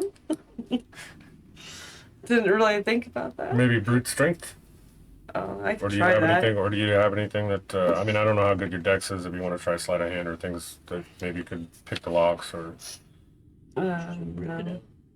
I mean, those are different ways you could open the door. Just brute strength and sleight of hand to try to pick the lock. And I'll just try to use my strength. okay. That's not gonna do it. So. Okay. It was a 6, by the way. Okay. So you push on the door, but it seems pretty solid. And you're kind of rejected, unfortunately. Chanel, you're outside the door. What are you doing? I look over at Keebler and I go, next time on 3, I'll help. And I get ready to put my shoulder into a hold an action for help action for Okay. trying to bust the door down. All right, sounds good. Morin, you're inside, right? Yep. So Morin, you're up. What are you doing? I'll try to position my. Are they close enough that they would all fit within a 15-foot cube? Yes. I'll try and position myself in such a position. And Okay. Go croak thunderwave. Thunderwave? Yep. You know what? I'll No, use this my- is going to be a 15-foot cube, right? Yep. Coming from me. What I have? How high are the last pole? 10 feet. So they need to do con checks. So, context? Yep. And then I'll use my my one channel divinity. Contract for number 1 was 18. Passes. For number 2 is 13. Passes. For number 3 is 11. Fails. And I'll use my my channel divinity because this is a thunder spell. And I'll just make it max damage Okay. because I can. So the one that failed takes 16 damage, and the other 2 takes 8 thunder damage. Okay, so number 3, and we'll go. How did I set them up? It was like 1, 2, 3, I think, right? It's 1, 2, and then 3. Okay, so let's call 3. 3 is dead. All right. Dies off that. And you said how much did the rest of them take? 8. So 8 apiece. Yep. Number 1 is dead. Number 2 is still up. Any object that was not secured lies away, 10 feet away from me. Okay. So all those marbles on the floor. Yeah. At the same time, and this is what a So it's- 15-foot cube, right? Yeah, it goes up 15 foot as well. Okay. So Yeah, shatter just like the you just shattered like a bunch of balls. So 3. and Let's see. Probably kind of the way that it's positioned, I would say 2. Is that 1, 2, 3, or 1, 2, 3, so 4. 5. Or did you go 4, 5, 6? Did you go 1, 2, 3? 1, 2, 3, 4, 5, 6. Yeah, how are you doing it? So 4, 5, and 3, or 2. Okay. 4, 5, and 2, I think definitely would get hit. I think that's really about it. It's probably those The 3 other balls. ones are all. These 3 are behind, and then these 3 are just out of range. Okay. So these 3. And one's already shattered. Okay, so 3 of these balls shatter. All 300 feet away, everyone can hear me croak thunder. Yeah. So booming out in the hallway, you hear the muffled sounds, however, of this thunder wave going off inside the room. You also hear the shattering of glass as all of this glass hits the floor. The first ball, you see a scroll drop out of it and a key. Number 2. That was from ball number 2. Yep. From ball number 4, you see a what appears to be a potion or some sort of little small vial flies out of it, and a key. Clink, clink. It's a clink clink on the floor. What's that? That was from which one? That was from 4. And from the fifth globe, this is actually not as terrible as it could have been. You see what appear to be glass gems fall out and hit the floor. A couple of them shatter. There's like 11 of them, but a couple or 3 of them shatter as they hit the concrete. And a key also drops out. I didn't summon any new monsters. There is still one shadow Yep. remaining, and I think we're on shadow. Yep. Because you just went, right? Yep. I croak thunder. So, Zach noted that somebody was busting John's balls. somebody was busting John's ball. That was just waiting to be set up. You know. Thanks, Zach. We miss you, buddy. Let's see. So this guy is gonna do. This is a very flattering portrait of my character. Yeah, there is no save. There's no say. Fear death. Your strength is reduced by 3 as it drains your strength from you, Okay. drawing out or sucking out some of Thor's power from you. No. You feel like, and then it is going to do 5 points of damage at the same time. So you feel your strength leave you as you lose 3 strength, and you take 5 damage. No save. No roll. No roll. 10 to 7 this guy. Yeah. I mean, he busted John's balls. What do you expect? Cade is going to be up next. I don't have the strength required for my armor anymore. My speed is reduced by 10 feet. Oh, that's badass. I've never seen that happen And try to before. hit. Okay. I was thinking of upgrading Good my... note. I know. I was thinking of upgrading armor. I was like, oh, wait. Strength requirement. I'm only 13 strength. 18 to hit, 18 is going to hit it. or 12 points of damage. And you kill it with your rapier. Would you like to describe that on this shadow?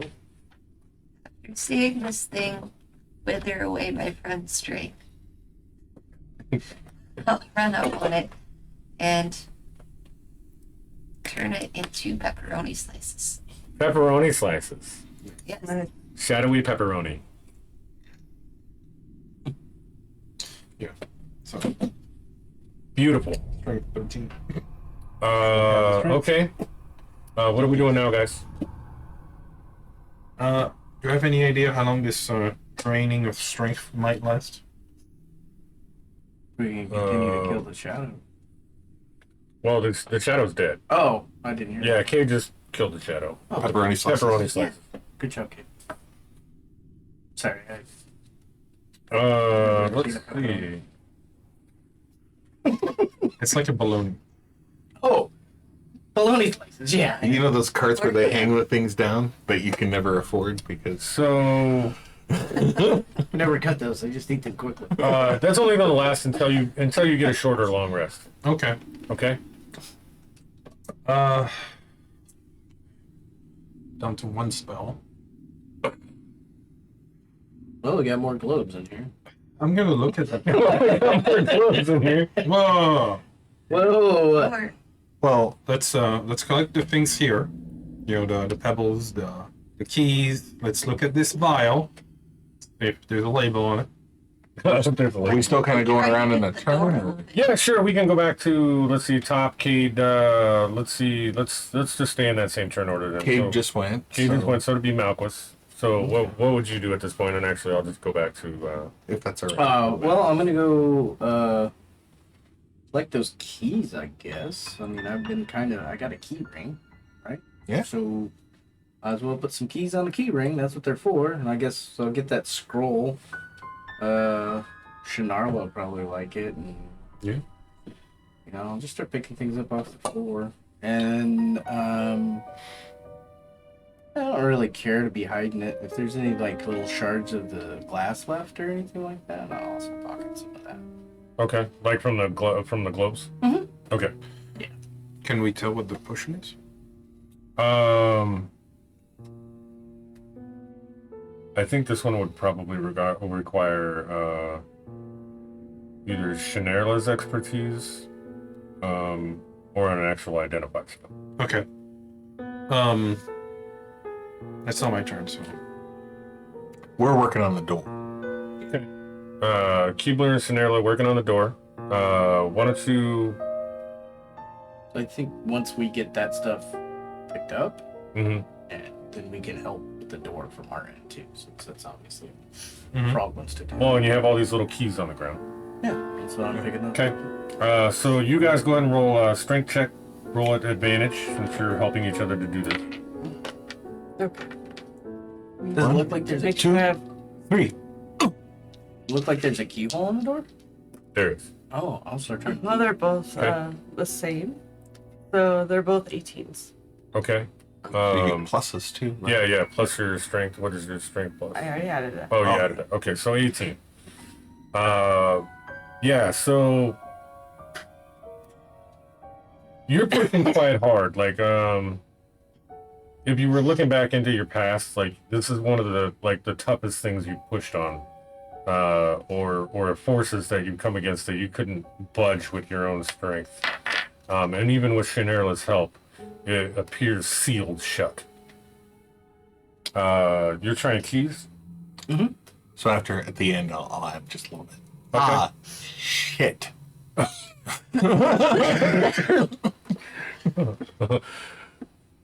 The flavor text. Yes. Okay, so you start trying some of these keys that fell on the ground. None of them work in the door. They appear to fit it, but as you turn them, they don't do anything. Apparently, the key to open this door is not here. All right. We need to keep breaking balls in order to. 4 out of 5. I will put myself in this nice corner here. Okay. I'll pull out my crossbow. All right. Ching, and I'll stand ready to. I'm gonna move to the other corner. So we're over here. Okay. We're over here. We're gonna break this one, right? So you're breaking 3. I will move to the other side. Right here. Yes, So on the other side of the room, away from the yeah, disco ball. we're all on the other side of the room, lined up against this wall. Okay. Aiming at this one and then Number 3. So 3 and 6. yeah, we'll do all 3 of these on this side. Well, not one at a time. Yeah. Right. Let's Yeah. go with number 3, please. Behind door number 3. Coordinate this one at a time. Okay. It's the worst that could happen. What was on that list? Well, On the stuff that needs to be stocked. That's not big enough. It's not stocked. That's a good part. sure, that could be an old list. I don't trust that those two were very confident. We shoot at 3 and 6, We'll shoot at 3 first. Yeah, just one at a time. one at a time. One at a time. Mark play. Yeah, we're not crazy barbarians here. We're So as 3 crazy from. gets shot, you break the glass. You see a key drop from this. Jewelry, assorted jewelry, sprays out of this glass ball. And the whoosh of air comes out of this ball as you see this form underneath. Oh, God. As you see this form underneath where the ball was. Nasty. So underneath 3 would be this creature. And I think I will keep the same initiative order. And we are going to end it on that. Suspense. Yeah, so you have an air elemental now that is in the room. And you are going to have to fight that next Thursday, 8 o'clock. We will see you here. I appreciate everybody for tuning in. Thank you very much, guys, for playing with me. It's been great. I appreciated the session. I thought it was good. Yeah. Any thoughts after that one? Balls. Yeah. Balls. And No how balls. and how not to break them with thunder waves. I know. I got lucky. Uh, I was hoping we'd hit 3rd level. Yeah. Did we level up? Maybe 5. If only we had shatter. I don't think you have yet. I can prepare it eventually.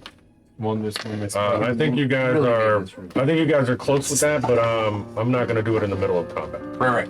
So we'll wait until this encounter's over, and then maybe at that point we'll level. Cool.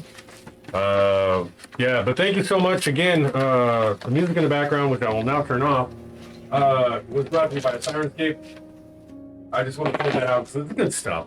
I'm not just trying to push it because it's not like I'm getting paid for it, but it is good stuff. And to use their stuff like this, I have an obligation to at least report where I'm getting it. So there's that. Again, you can follow me on all the social media in the doobly-doo down below in the About section. I appreciate everybody for joining us. We generally end at midnight, so we're right at that moment. So we will we'll try to end on time. Thank you again for coming in. Thank you for the subs tonight. So we had several subs. We had a few gifted subs. I think that's really awesome. I appreciate the support on the channel. Really trying to make the stream as good as possible. So obviously all money that I get is going towards, you know, making things better, whether it's, you know, better cameras or better mics and things of that nature. So Unfortunately, not better. no, I have really good players, so I'm not really worried about that. I mean, everybody here knows what they're doing. So, and even my newest player, Keebler, has done a pretty good job of learning the game, I think. So it's been coming along really well. So, thank you guys. You guys have any last thoughts on for the viewers out there? Stay froggy. Stay froggy. Okay. All right. Well, hey guys, we're gonna get out of here. I'm gonna leave you with the ending screen, and I hope to see you tomorrow as I stream, starting at around. I may start a little later. Maybe I'll sleep in. So maybe like 9:30, 10 o'clock tomorrow. Probably gonna be doing some New World again. Been leveling up in that, so probably looking at New World. But you know, who knows? May get into something else. And don't forget about tomorrow night. Probably playing Apex or Yeah, or CSP. CSP. You never know. You never know what's gonna happen. hashtag save Cam. Yeah, hashtag save cam. If you haven't looked, dungeonsandflagons.net. Got some merch over there you can look at, including the hashtag save cam t-shirts, which look pretty dope if I don't say so myself. Yeah, they're cute. So thank you very much, guys. Appreciate it. We're going to get out of here. Bye.